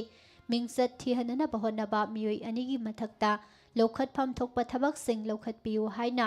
ꯁꯤ.ꯑꯦꯝ. ꯑꯦꯟ. ꯕꯤꯔꯦꯟꯒꯤ ꯄꯨꯛꯅꯤꯡ ꯆꯤꯡꯁꯤꯜꯂꯛꯄꯒ ꯂꯣꯏꯅꯅ ꯊꯧꯗꯣꯛ ꯑꯁꯤꯒꯤ ꯃꯄꯨꯡ ꯑꯣꯏꯅ ꯆꯦꯟꯅꯔꯤꯕ ꯃꯤꯑꯣꯏ ꯑꯗꯨ ꯍꯧꯖꯤꯛ ꯅꯥꯔꯀꯣꯇꯤꯛ ꯗ꯭ꯔꯒꯁ ꯑꯦꯟ ꯁꯥꯏꯀꯣꯇ꯭ꯔꯣꯄꯤꯛ ꯁꯕꯁꯇꯦꯟꯁꯦꯁ (NDNPS) ꯑꯦꯛꯀꯤ ꯃꯈꯥꯗ ꯂꯧꯈꯠꯄ ꯀꯦꯁ ꯑꯃꯗ ꯆꯦꯟꯅꯕꯗꯒꯤ ꯖꯦꯜꯗ ꯂꯩꯔꯤ ꯍꯥꯏꯔꯤ꯫ ꯉꯔꯥꯡ ꯀꯛꯆꯤꯡ ꯗꯤꯁꯇ꯭ꯔꯤꯛꯀꯤ ꯄꯂꯦꯟ ꯃꯌꯥꯏ ꯂꯩꯀꯥꯏꯗ ꯂꯩꯕ ꯁꯒꯣꯜꯁꯦꯝ ꯁꯝꯖꯥꯏ ꯆꯍꯤ 63 ꯑꯄꯣꯛꯄ ꯂꯩꯈꯤꯗ꯭ꯔꯕ ꯑꯦꯁ. ꯒꯧꯔꯝꯅꯤ ꯀꯧꯕ ꯃꯤꯑꯣꯏ ꯑꯃꯒꯤ ꯌꯨꯝꯗ ꯄꯥꯡꯊꯣꯛꯈꯤꯕ ꯄꯥꯎꯃꯤꯁꯤꯡꯒ ꯎꯅꯕꯒꯤ ꯊꯧꯔꯝ ꯑꯃꯗ ꯑꯦꯁ. ꯁꯝꯖꯥꯏꯅ ꯐꯣꯡꯗꯣꯛꯈꯤꯕꯗ ꯃꯍꯥꯛꯀꯤ ꯏꯃꯨꯡ ꯑꯁꯤ ꯃꯍꯥꯛꯅ ꯇꯨꯔꯦꯜꯗꯒꯤ ꯅꯨꯡ ꯂꯩꯉꯣꯏ ꯄꯦꯛꯇꯨꯅ ꯋꯥꯅ ꯄꯨꯗꯨꯅ ꯂꯩꯖꯕꯅꯤ꯫ ꯏꯃꯨꯡ ꯃꯅꯨꯡꯒꯤ ꯑꯋꯥꯕꯗꯨ ꯈꯔ ꯀꯣꯛꯀꯗ꯭ꯔꯥ ꯈꯟꯗꯨꯅ ꯀꯨꯝꯖꯥ ꯏꯪ 2018ꯗ ꯄꯥꯡꯊꯣꯛꯈꯤꯕ ꯃꯅꯤꯄꯨꯔ ꯄꯨꯂꯤꯁ ꯗꯤꯄꯥꯔꯠꯃꯦꯟꯠꯀꯤ ꯀꯣꯟꯁꯇꯦꯕꯜ ꯃꯦꯜ ꯁꯤꯚꯤꯜ ꯂꯧꯕꯒꯤ ꯄꯥꯡꯊꯣꯛꯈꯤꯕ ꯔꯤꯀ꯭ꯔꯨꯠꯃꯦꯟꯠ ꯑꯗꯨꯗ ꯁꯔꯨꯛ ꯌꯥꯈꯤ꯫ Matam sangna recruitment asigi reason haidokdana leiramki matam kuina haidokdana leiraklaba matungda recruitment asigi result haidoklamdaida Palen Mayai Lekai dagi Manipur Police Department ta Sub Inspector of Police SI oina thabak tawrambadagi hojikna potharaba Khuraijam Niranjan Kauba mioi asina Thobal Moijingdagi MD Yahiza apokpa laikhidraba Ahmad Ali Kauba mioi asiga manaduna Haiba recruitment asigi reason lauthokpada yahunbige Chief Minister gi loinabi hiainuda pigadabani haiduna kumja Englishing ani tarani pahanda tangkak marirak thokna lupa lakh 8 lokhi haiba wafam mahakna makhatana phongdorakhi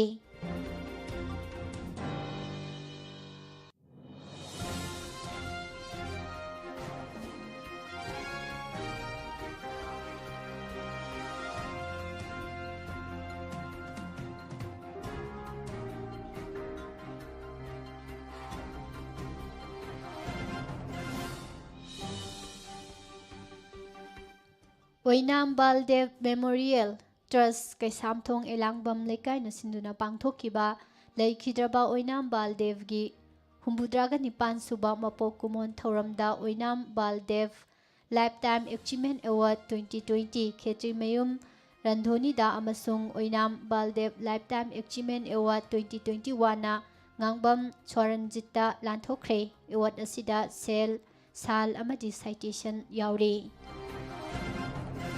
Bharatiya Janata Party BJP dagi toklaga Naga People's Front NPF ta nauna yaurakraba KH Sile Anthony Bo NPF Senapati Division taramna okre COVID-19 gi ani suba web asidagi ngakthoknabagi damak mapandagi lakpa miyoi singna COVID-19 negative oibagi report pairakadabani haina Manipur lengakna pikhiba order ado Maugeta thunglaba singna ngakna satkadabani haina Senapati gi DC TH Kiran Kumar na phongdorakli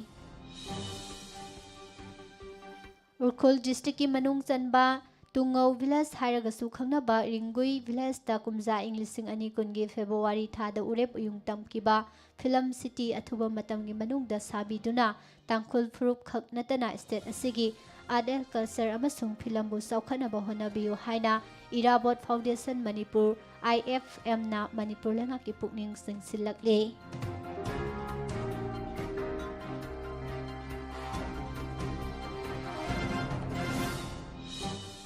Sel Thorubagi matangda army gi major oiba mioi amana micham amada nongmina kapke tawramlei thodok asi Thobal district ki Hairok police station gi manung chanalaiba Hairok part 2 Kaithel maning ward number 8 Sati khungnang leirakta tha asigi tara taruki numidang pung 12 makhairom tabada thokibani thodok asida victim oiriba mioi asigi mamingna Elangbam Santi Kumar Sahinifu apokpa laikhidraba Tomba Singh mahak hauji Hairok Kaithelda electronics ki polam sing sembagi dukan ama hanglaga yumpuriba mioi ni haidi aduga nomai kapke tawramliba army major oibani haiba mioi asina TH Sanaton kawi ngarang victim oiriba Santi Kumar gi yumda pangthokiba paugi mifam amada thodok asigi wari liraduna Santi Kumar na haukiba April gi tarik 13 ki numidang pung 13 makhairom tarakpa adwaida army major oiba Sanatona Fizam Selaga Mahaki Yumda Laklaga Wari Amata Sanasi Haina Kauthorakhibani Sanaton asi piklingaidagi luna tinarakpa oibana wakhalda singnaba amadi lokthup lokoi leitana harau harau wari saduna thongalomda thoklakhi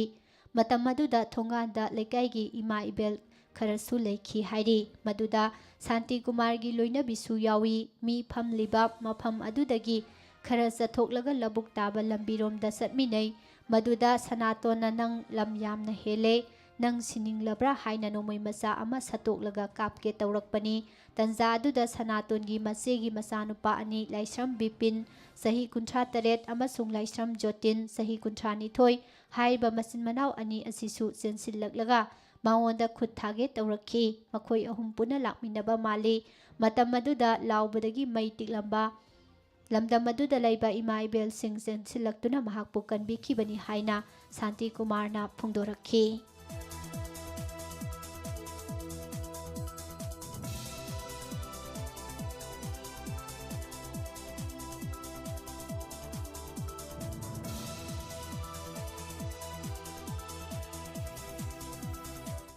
COVID-19 laina laisat asi mayoknanaba Manipur langhakna lauthokhiba satna kanglonsing ngaktaba miyoising ngarang Manipur Police na tongan ba mafamda tribe chathabada miyoi samriga kunga humdoirom detain tawduna fine thihankhre. COVID-19 pandemic mayoknaba yumdagi mapan thoglakpada face mask uptaba miyam tinba mafamda social distancing ngaktaba miyoi ngarang police na drive chathabada miyoi sambriga kunga humdoi detain tawki makhoi sing asi makha tana tawdanaba police na warning piraga thadokhi loinana makhoi dagi sel oina lupa lising humbudra mari samri yangkhai file oina khongbatkhi hairi ngarang Manipur Police na detain tawkiba miyoi sambriga kunga humdoi asigi manungda Imphal West District Police na miyoi janiga yangkhai mari detain tawki Imphal East District Police na miyoi Samaga Taranithoi Kakching District Police na miyoi Tara-taruk Chandel District Police na miyoi manga Bisnupur District Police na Tara Churachandpur District Police na miyoi kunga humdoi phagat pangamkhibani.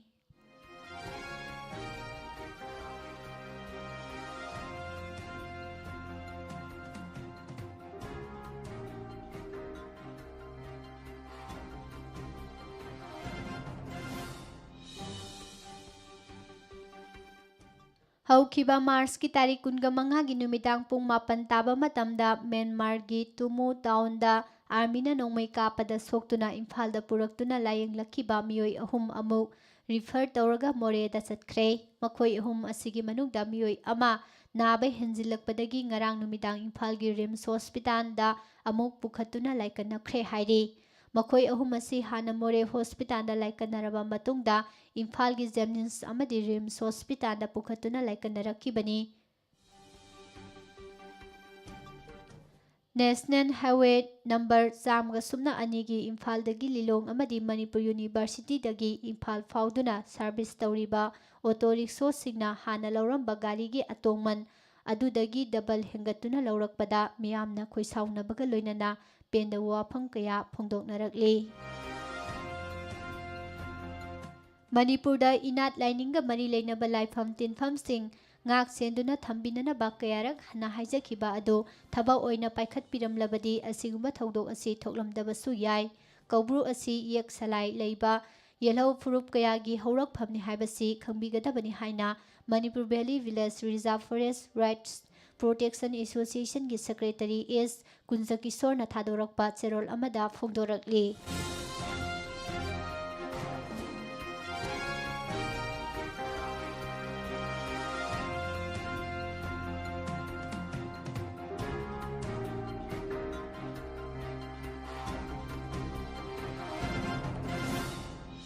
Hauzemu mapangi oiba pau pisari. Bihar gi hanagi Education Minister amasung Janata Dal United ki MLA Mewalan Chowdhury coronavirus na maram oiduna ningthokaba numit ki ayukta laikhidre. Assam gi Dibrugarh da laiba Vivekananda Kendra Vidyalaya gi principal COVID test da positive oirambadagi school asigi class sing April gi tarik 30 fauba leplagani.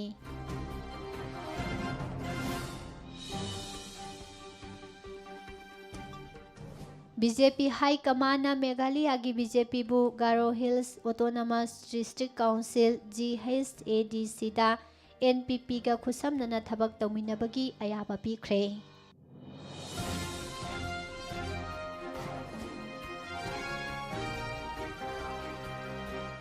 COVID-19 case ka hena wangkhalakpadagi health system fail oiba yabagi fibamda lakbaga loinana Delhi da ani suba lockdown thamba natana hauzik atai pambai leite haina Delhi gi Chief Minister Arvind Kejriwal na ningthokaba numita phongdokre amasung National Capital da Seoul ama lockdown lauthokre hairi.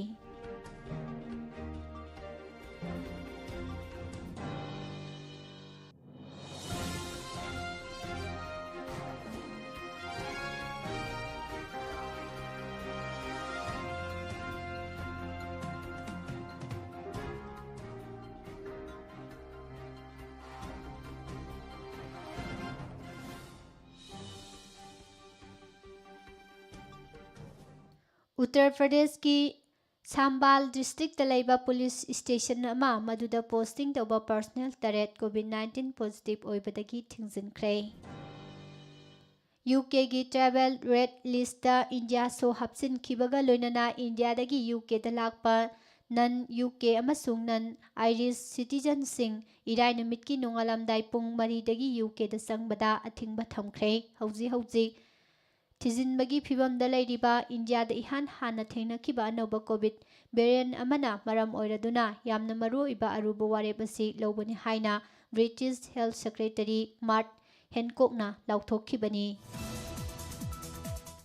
उत्तर प्रदेश की Muzaffarnagar district की village अमदा पाकिस्तान सौगटपा खोलाव कया लाउबगीदमक सही नौरिबा नुपा मचा अनि याउना मियोय 15 book तौख्रे। कुमजा इं 2020 की एप्रिल की तारीख 18 महाराष्ट्र अहानबा कोविड-19 की मिसी रेकॉर्ड तौखिबा मतुंग सबचाना था 18 मपुंग फाबा नोमाइजी नुमिता स्टेट असिदा लैना असिना सेहनखिबा मी मसिंग 50,000 हेंदुना 50,939 यौख्रे। कोरोना वायरस पेंडेमिक अमसुंग क्राइसिस असिबु डिल तौनबगीदमक अपुनबा स्ट्रेटेजी अमा खननबा नुमित निनी की ओइबा पार्लियामेंट की इमरजेंसी मिफम कौननबा इंडिया की प्रेसिडेंट MP मनीष तिवारी ना अपील तौख्रे। वीडियो स्टेटमेंट अमदा महांगना हाइखी इंडिया की प्रेसिडेंट नुमित निनी की ओइबा पार्लियामेंट की इमरजेंसी मिफम कौननबा अपील तौरी लेबाक असिगी फिबम लुसिलकले हाइना मखा ताखी। लेबाक असिदा कोविड-19 इन्फेक्शन यांगना संदोरकलिबासि येंगदुना लाइचत का हेना संदोरकपगी अचौबा मरम अमा ओइरिबा हौजी उत्तराखंड की हरिद्वार पांथोकलिबा कुंभ मेला मी तिनबा यारिबा मखै हंथननबा स्टेट गवर्नमेंटना था सिगी तारीख 13 थौरांग लौखटपा हौख्रे हाइरे।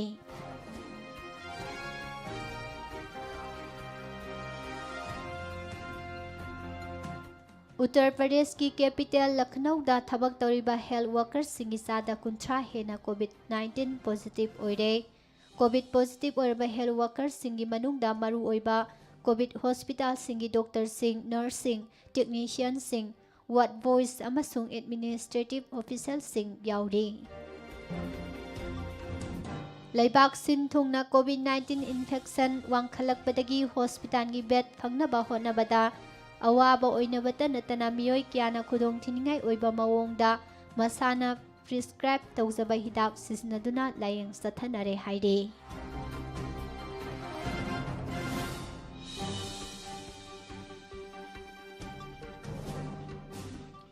कायरो की अवांग थंगबा सरुकता लैबा इजिप्ट की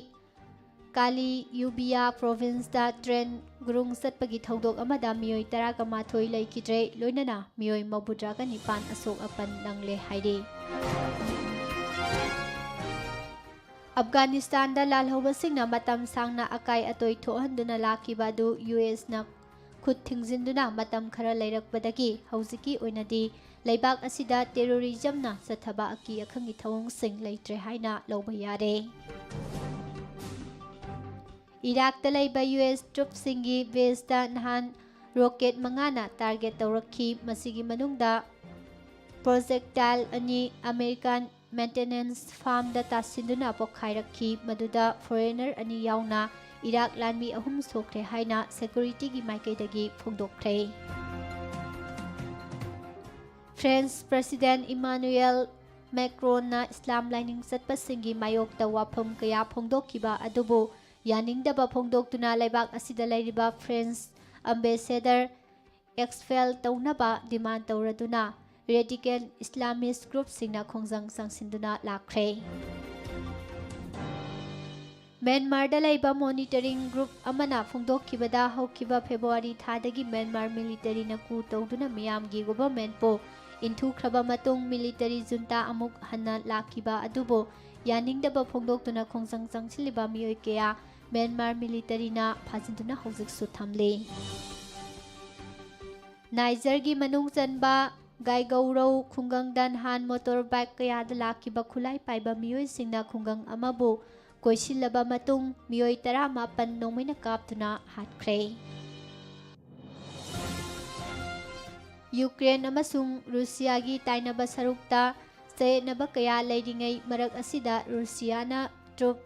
ꯂꯥꯛ ꯑꯃ ꯂꯤꯁꯤꯡ ꯌꯥꯡꯈꯩ ꯂꯩꯕꯥꯛ ꯑꯁꯤꯒꯤ ꯅꯣꯡꯆꯨꯞ ꯊꯪꯕ ꯉꯝꯈꯩꯒꯤ ꯁꯔꯨꯛꯇ ꯗꯤꯄ꯭ꯂꯣꯏ ꯇꯧꯗꯨꯅ ꯊꯝꯂꯤ ꯍꯥꯏꯅ ꯌꯨꯔꯣꯄꯤꯌꯟ ꯌꯨꯅꯤꯌꯟꯒꯤ ꯇꯣꯞ ꯗꯤꯄ꯭ꯂꯣꯃꯦꯠ ꯑꯃꯅ ꯐꯣꯡꯗꯣꯔꯛꯂꯤ꯫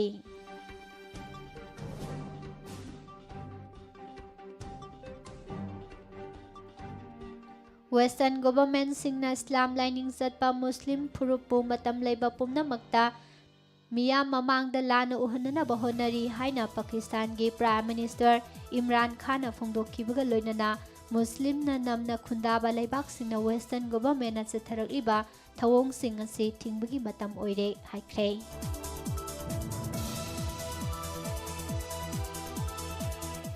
ꯃꯃꯤꯡ ꯂꯩꯔꯕ ꯔꯨꯁꯤꯌꯥꯒꯤ ꯑꯣꯄꯣꯖꯤꯁꯟ ꯂꯤꯗꯔ ꯑꯂꯦꯛꯁꯩ ꯅꯚꯥꯜꯅꯤ ꯖꯦꯜ ꯃꯅꯨꯡꯗ ꯆꯔꯥ ꯍꯦꯟꯕꯒꯤ ꯈꯣꯡꯖꯪ ꯆꯪꯁꯤꯜꯂꯤꯕ ꯑꯁꯤꯅ ꯃꯔꯝ ꯑꯣꯏꯔꯒ ꯃꯍꯥꯛꯀꯤ ꯍꯛꯆꯥꯡꯒꯤ ꯐꯤꯚꯝ ꯁꯣꯛꯆꯤꯜꯂꯛꯄꯗꯒꯤ ꯍꯣꯁꯄꯤꯇꯥꯜꯗ ꯇ꯭ꯔꯤꯠꯃꯦꯟꯠ ꯆꯠꯊꯅꯅꯕꯒꯤꯗꯃꯛ ꯄꯨꯔꯒꯅꯤ ꯍꯥꯏꯅ ꯔꯨꯁꯤꯌꯥꯒꯤ ꯄ꯭ꯔꯤꯖꯟ ꯁꯥꯔꯚꯤꯁꯅ ꯐꯣꯡꯗꯣꯛꯈ꯭ꯔꯦ꯫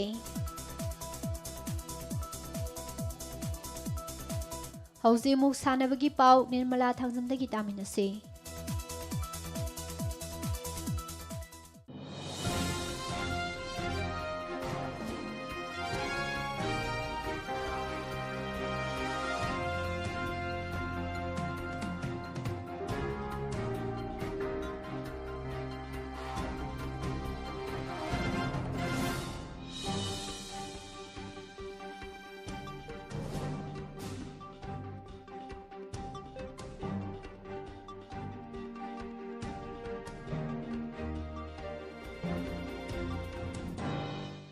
ꯍꯧꯖꯤꯛ ꯃꯈꯥ ꯇꯥꯔꯛꯄꯗ ꯁꯥꯟꯅꯕꯒꯤ ꯄꯥꯎ ꯄꯤꯖꯔꯤ꯫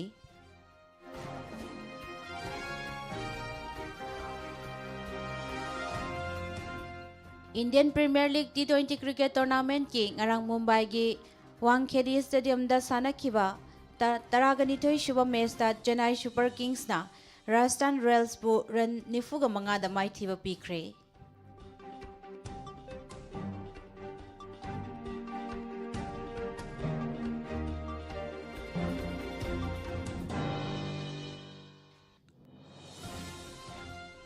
ꯄꯣꯂꯦꯟꯒꯤ ꯁꯤꯇꯤ ꯀꯤꯜꯆꯦꯗ ꯆꯠꯊꯔꯤꯕ ꯌꯨꯠ ꯃꯦꯟꯁ ꯑꯦꯟड ꯋꯤꯃꯦꯟ ꯋꯥꯔꯜड ꯕꯣꯛꯁꯤꯡ ꯆꯦꯝꯄꯤꯌꯟꯁꯤꯞꯇ ꯏꯟꯗꯤꯌꯥꯒꯤ ꯕꯣꯛꯁꯔ ꯕꯤꯟꯀꯥ ꯑꯜꯐꯤꯌꯥ ꯒꯤꯇꯤꯀꯥ ꯑꯃꯁꯨꯡ ꯄꯨꯅꯝꯅ ꯃꯈꯣꯏꯒꯤ ꯀ꯭ꯋꯥꯔꯇꯔ ꯐꯥꯏꯅꯦꯜ ꯕꯥꯎꯠꯁꯤꯡ ꯑꯗꯨ ꯃꯥꯏ ꯄꯥꯛꯇꯨꯅ ꯁꯦꯃꯤ ꯐꯥꯏꯅꯦꯜ ꯌꯧꯕ ꯉꯝꯈꯤꯕꯗꯒꯤ ꯃꯈꯣꯏ ꯃꯔꯤꯃꯛ ꯃꯦꯗꯜ ꯑꯃꯗꯤ ꯁꯨꯡꯁꯣꯏ ꯁꯣꯏꯗꯅ ꯐꯪꯂꯒꯅꯤ ꯍꯥꯏꯔꯤ꯫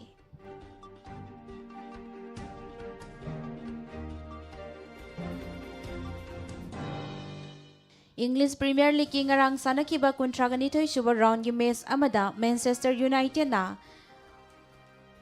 ꯕꯥꯔꯟꯂꯦꯕꯨ ꯄꯥꯟꯖꯜ 3-1ꯗ ꯃꯥꯏꯊꯤꯕ ꯄꯤꯕ ꯉꯝꯈ꯭ꯔꯦ꯫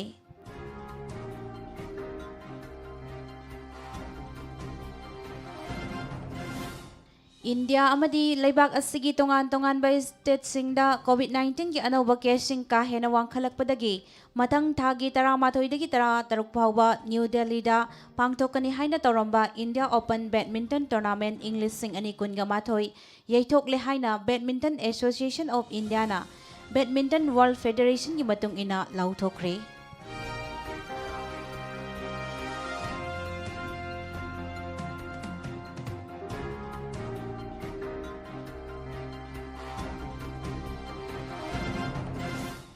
ꯃꯥꯗ꯭ꯔꯤꯗꯇ ꯂꯩꯕ ꯁ꯭ꯌꯨꯗꯥꯗ ꯗꯤ ꯚꯦꯂꯦꯟꯁꯤꯌꯥ ꯁ꯭ꯇꯦꯗꯤꯌꯝꯗ ꯂꯤꯚꯥꯟꯇꯦꯅ ꯌꯨꯝꯕꯨ ꯑꯣꯏꯔꯒ ꯚꯤꯂꯥꯔꯤꯌꯦꯜꯒ ꯁ꯭ꯄꯦꯟꯒꯤ ꯅꯝꯕꯔ 1 ꯐꯨꯠꯕꯣꯜ ꯂꯤꯒ ꯇꯣꯔꯅꯥꯃꯦꯟꯠꯀꯤ ꯑꯣꯏꯔꯤꯕ ꯂꯥ ꯂꯤꯒꯥ 38 ꯁꯨꯕ ꯔꯥꯎꯟꯒꯤ ꯃꯦꯆꯇ ꯚꯤꯂꯥꯔꯤꯌꯦꯜꯅ ꯄꯥꯟꯖꯜ 5-1ꯗ ꯊꯣꯏꯗꯨꯅ ꯂꯤꯒ ꯑꯁꯤꯒꯤ ꯄꯣꯏꯟꯠ ꯇꯦꯕꯜꯗ ꯃꯈꯣꯏꯅ 5 ꯁꯨꯕ ꯄꯣꯖꯤꯁꯟꯗ ꯍꯥꯏꯒꯠꯄ ꯉꯝꯈ꯭ꯔꯦ꯫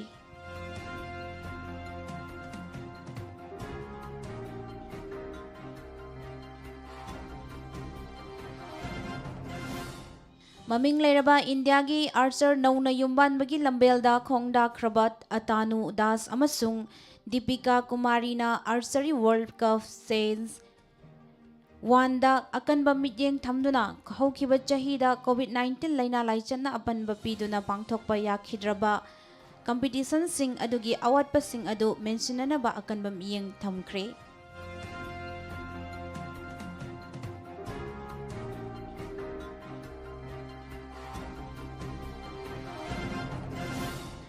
ꯂꯤꯌꯣꯟ ꯐꯨꯠꯕꯣꯜ ꯀ꯭ꯂꯕꯅ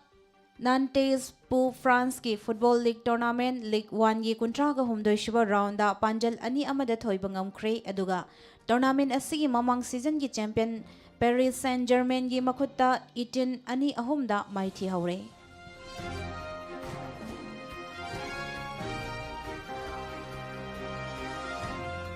ममांगदर श्रीलंका की क्रिकेट सानरोई अमा ओइरंबा दिलहरा कोकु हेतिगे इंटरनेशनल क्रिकेट काउंसिल की एंटी करप्शन ट्राइब्यूनल ना काउंसिल अशिगी ओइबा एंटी करप्शन कोर्ट की मायोक्ता थबक थौरम चथरमी हाइबगी मरालदा कुमजाली सिंह अनि तरामापन की अप्रैल 3 दगी हौरगा चाही निपान की ओइबा मसाना असिगा मरी लेनबा थबक थौरम खुदिंगमक्तगी अथिंगबा थमख्रे हाइना ट्राइब्यूनल असिगी माइकैदगी फोंगदोख्रे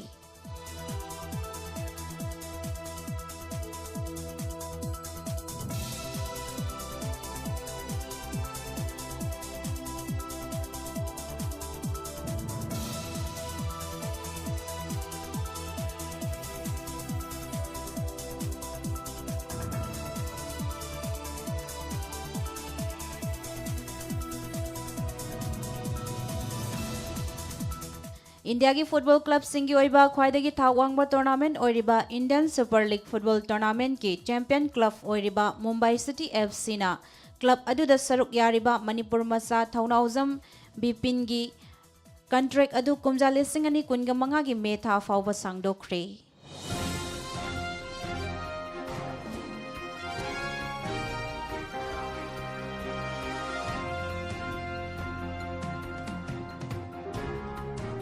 वर्ल्ड चैंपियन साइकोम मीराबाई चनुना उज्बेकिस्तान की कोनुंग तास्केंदा पांगथोकबा एशियन वेटलिफ्टिंग चैंपियनशिप ता नुपी की किलोग्राम 95 की कैटेगरी दा क्लीन एंड जर्क की वर्ल्ड रिकॉर्ड थमलकपदा तोंगान तोंगान माइकैदगी थागतपा फोंगदोरकली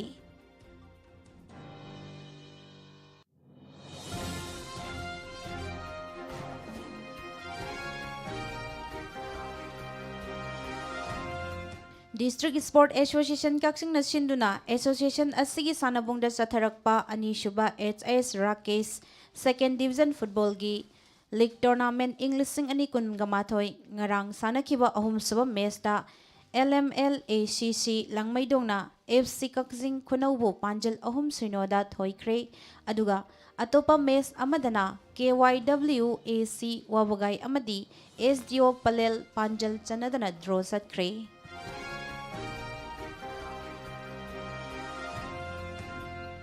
नौना अनौबा कोविड-19 थेंगननबा SOP ngakduna district ki thakta pangthoknaba sem saramba khunrakpam SCG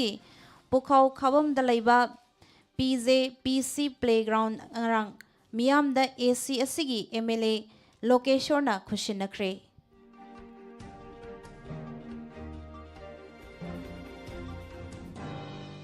Kakching district की मनुंग चंदलैबा वांगु सावलगी सानाबुंगदा ngarang loisinkiba anishuba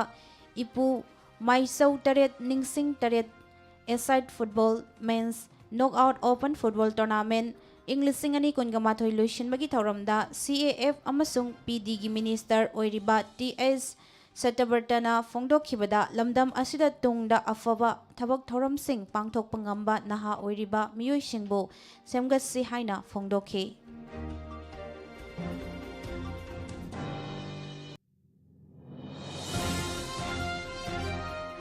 All Manipur Football Association Sinduna Khumukcham Jai Kishan na sponsor tauba taramari shuba Manipur State League Football Tournament English Sing ani kunya mathoi yaitok le haina amfagi General Secretary Elja Tiramoy Roina thadorokpa memorandum amana khanghanlakli Luang Sambamda laiba Luang Poba Cricket Ground da Manipur Cricket Association Sinduna chathariba ahum suba MNCA Luang Popa T20 Cricket Tournament English Sing ani kuнгamathoi gi ngarang kuнгamathoi shuba match Group A gi oina TCM DC thongjuna RCA Lilong Tyren Makhongbo wicket manga da thoikre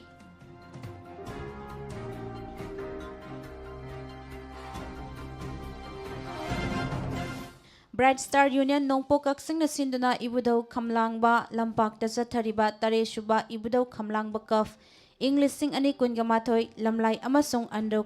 ꯀꯦꯟꯗ꯭ꯔ village wise ꯃꯦꯟꯁ open 7 ꯑꯦꯁꯥꯏꯠ football ꯇꯣꯔꯅꯥꯃꯦꯟꯠꯀꯤ ꯉꯔꯥꯡ ꯁꯥꯟꯅꯈꯤꯕ group ꯏꯒꯤ match ꯑꯃꯗ CSYUC ꯆꯥꯂꯧꯅ SLICB ꯂꯝꯂꯥꯏꯕꯨ ꯄꯥꯟꯖꯜ 3-1ꯗ ꯊꯣꯏꯈ꯭ꯔꯦ꯫ Group Aꯒꯤ ꯑꯇꯣꯞꯄ match ꯑꯃꯗ NNCKA ꯅꯣꯡꯗ꯭ꯔꯦꯟ ꯃꯥꯏ ꯄꯥꯛꯄ ꯉꯝꯈ꯭ꯔꯦ ꯑꯗꯨꯒ ꯒ꯭ꯔꯨꯞ Cꯒꯤ ꯃꯦꯆ ꯑꯃꯗꯅ ꯌꯥꯏꯐꯊꯣꯏ FC ꯁꯦꯛꯇꯥ ꯑꯃꯁꯨꯡ ONNYC ꯑꯣꯛꯁꯨ ꯅꯤꯡꯊꯦꯝꯁꯥ ꯈꯨꯜ ꯗ꯭ꯔꯣ ꯆꯠꯈ꯭ꯔꯦ꯫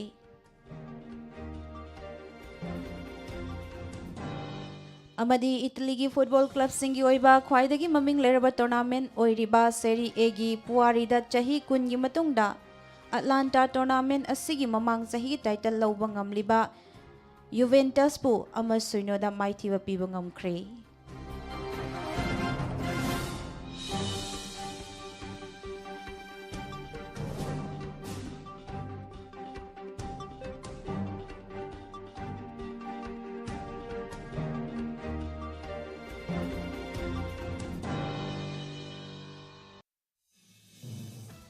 ꯊꯥꯒꯠꯆꯔꯤ ꯅꯤꯔꯃꯂꯥ꯫ ꯍꯧꯖꯤꯛ ꯂꯣꯏꯁꯤꯜꯂꯛꯄꯗ ꯃꯔꯨꯑꯣꯏꯕ ꯄꯥꯎ ꯑꯃꯨꯛ ꯍꯟꯅ ꯄꯤꯖꯔꯤ꯫ COVID-19ꯒꯤ ꯃꯥꯌꯣꯛꯇ ꯂꯧꯈꯠꯂꯛꯄ ꯆꯦꯛꯁꯤꯟ ꯊꯧꯔꯥꯡ ꯀꯟꯁꯤꯜꯂꯛꯂꯤ꯫ ꯀ꯭ꯂꯥꯁ 10 ꯑꯃꯁꯨꯡ 12ꯒꯤ ꯑꯦꯛꯖꯥꯝ ꯌꯩꯊꯣꯛꯈ꯭ꯔꯦ ꯏꯝꯄ꯭ꯂꯣꯌꯤꯁꯤꯡ 50% ꯈꯛꯇꯃꯛ ꯑꯣꯐꯤꯁ ꯀꯥꯍꯜꯂꯒꯅꯤ꯫ ꯂꯩꯉꯥꯛꯀꯤ ꯏꯝꯄ꯭ꯂꯣꯌꯤꯁꯤꯡꯒꯤ ꯂꯦꯝꯍꯧꯔꯤꯕ 50%ꯅ ꯃꯌꯨꯝꯗꯒꯤ ꯊꯕꯛ ꯁꯨꯍꯜꯂꯒꯅꯤ ꯍꯥꯏꯔꯤ꯫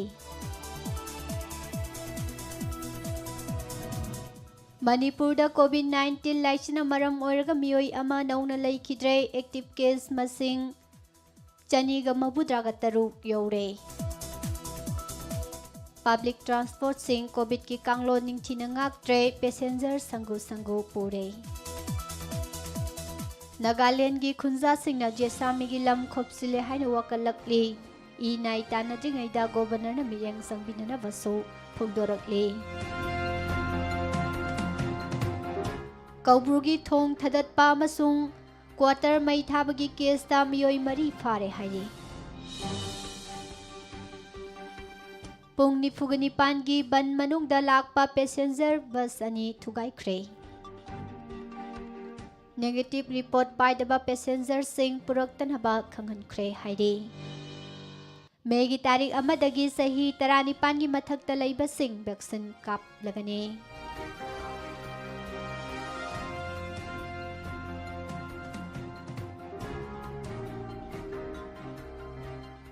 ꯒꯧꯍꯥꯇꯤꯗ ꯄꯟꯗꯨꯅ ꯂꯩꯔꯤꯕ ꯃꯤꯑꯣꯏꯁꯤꯡ ꯃꯩ ꯍꯧꯅ ꯁꯥꯎꯅꯔꯦ꯫ ꯇꯣꯉꯥ ꯁꯟꯗꯣꯛꯄꯤꯒꯅꯨ ꯄꯨꯛꯅꯤꯡ ꯐꯥꯊꯅ ꯂꯩꯕꯤꯌꯨ ꯍꯥꯏꯅ ꯏꯝꯐꯥꯜ ꯏꯁ ꯗꯤꯁꯇ꯭ꯔꯤꯛ ꯄꯨꯂꯤꯁꯀꯤ SP ꯖꯣꯒꯦꯆꯟꯗ꯭ꯔ ꯍꯥꯎꯕꯤꯖꯝꯅ ꯃꯔꯤ ꯂꯩꯅꯕꯁꯤꯡꯗ ꯑꯄꯤꯜ ꯇꯧꯔꯤ꯫ ꯅꯣꯚꯦꯜ ꯀꯣꯔꯣꯅꯥ ꯚꯥꯏꯔꯁ COVID-19ꯒꯤ ꯁ꯭ꯇꯦꯠ ꯑꯁꯤꯗꯁꯨ ꯍꯧꯖꯤꯛ ꯑꯣꯏꯔꯛꯂꯤꯕ ꯐꯤꯚꯝꯁꯤꯡ ꯑꯁꯤꯒꯤ ꯃꯇꯨꯡꯏꯟꯅ ꯃꯅꯤꯄꯨꯔ ꯂꯩꯉꯥꯛꯀꯤ ꯃꯥꯏꯀꯩꯗꯒꯤꯁꯨ ꯂꯧꯈꯠꯄ ꯌꯥꯕ ꯆꯦꯛꯁꯤꯟ ꯊꯧꯔꯥꯡꯁꯤꯡ ꯂꯧꯈꯠꯂꯛꯂꯤꯕ ꯑꯁꯤꯒꯤ ꯃꯅꯨꯡ ꯆꯟꯅ ꯏꯝꯐꯥꯜꯒꯤ ꯀꯪꯂꯥ ꯃꯅꯨꯡꯗ ꯉꯁꯤꯗꯒꯤ ꯍꯧꯔꯗꯨꯅ ꯚꯤꯖꯤꯇꯔ ꯑꯃꯁꯨꯡ ꯃꯤꯌꯥꯝ ꯆꯪꯕ ꯊꯤꯡꯂꯒꯅꯤ ꯍꯥꯏꯔꯤ꯫ ꯀꯧꯕ꯭ꯔꯨꯒꯤ ꯃꯄꯨ ꯁꯥꯕꯒꯤ ꯊꯕꯛ ꯈꯨꯗꯛꯇ ꯂꯦꯞꯀꯗꯕꯅꯤ ꯍꯥꯏꯅ UCMꯒꯤ ꯃꯥꯏꯀꯩꯗꯒꯤ ꯐꯣꯡꯗꯣꯛꯈ꯭ꯔꯦ꯫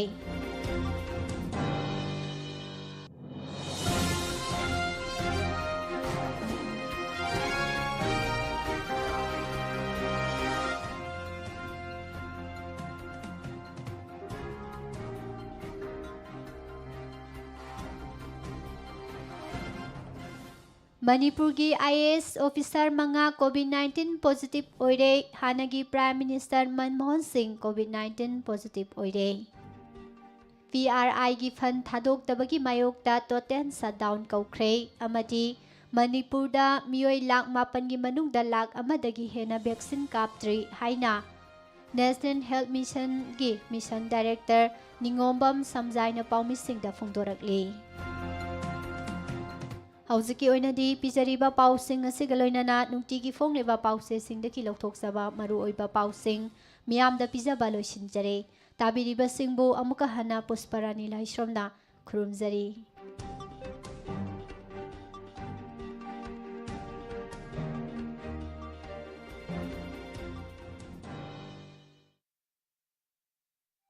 ꯂꯥꯌꯦꯡꯖꯔꯤ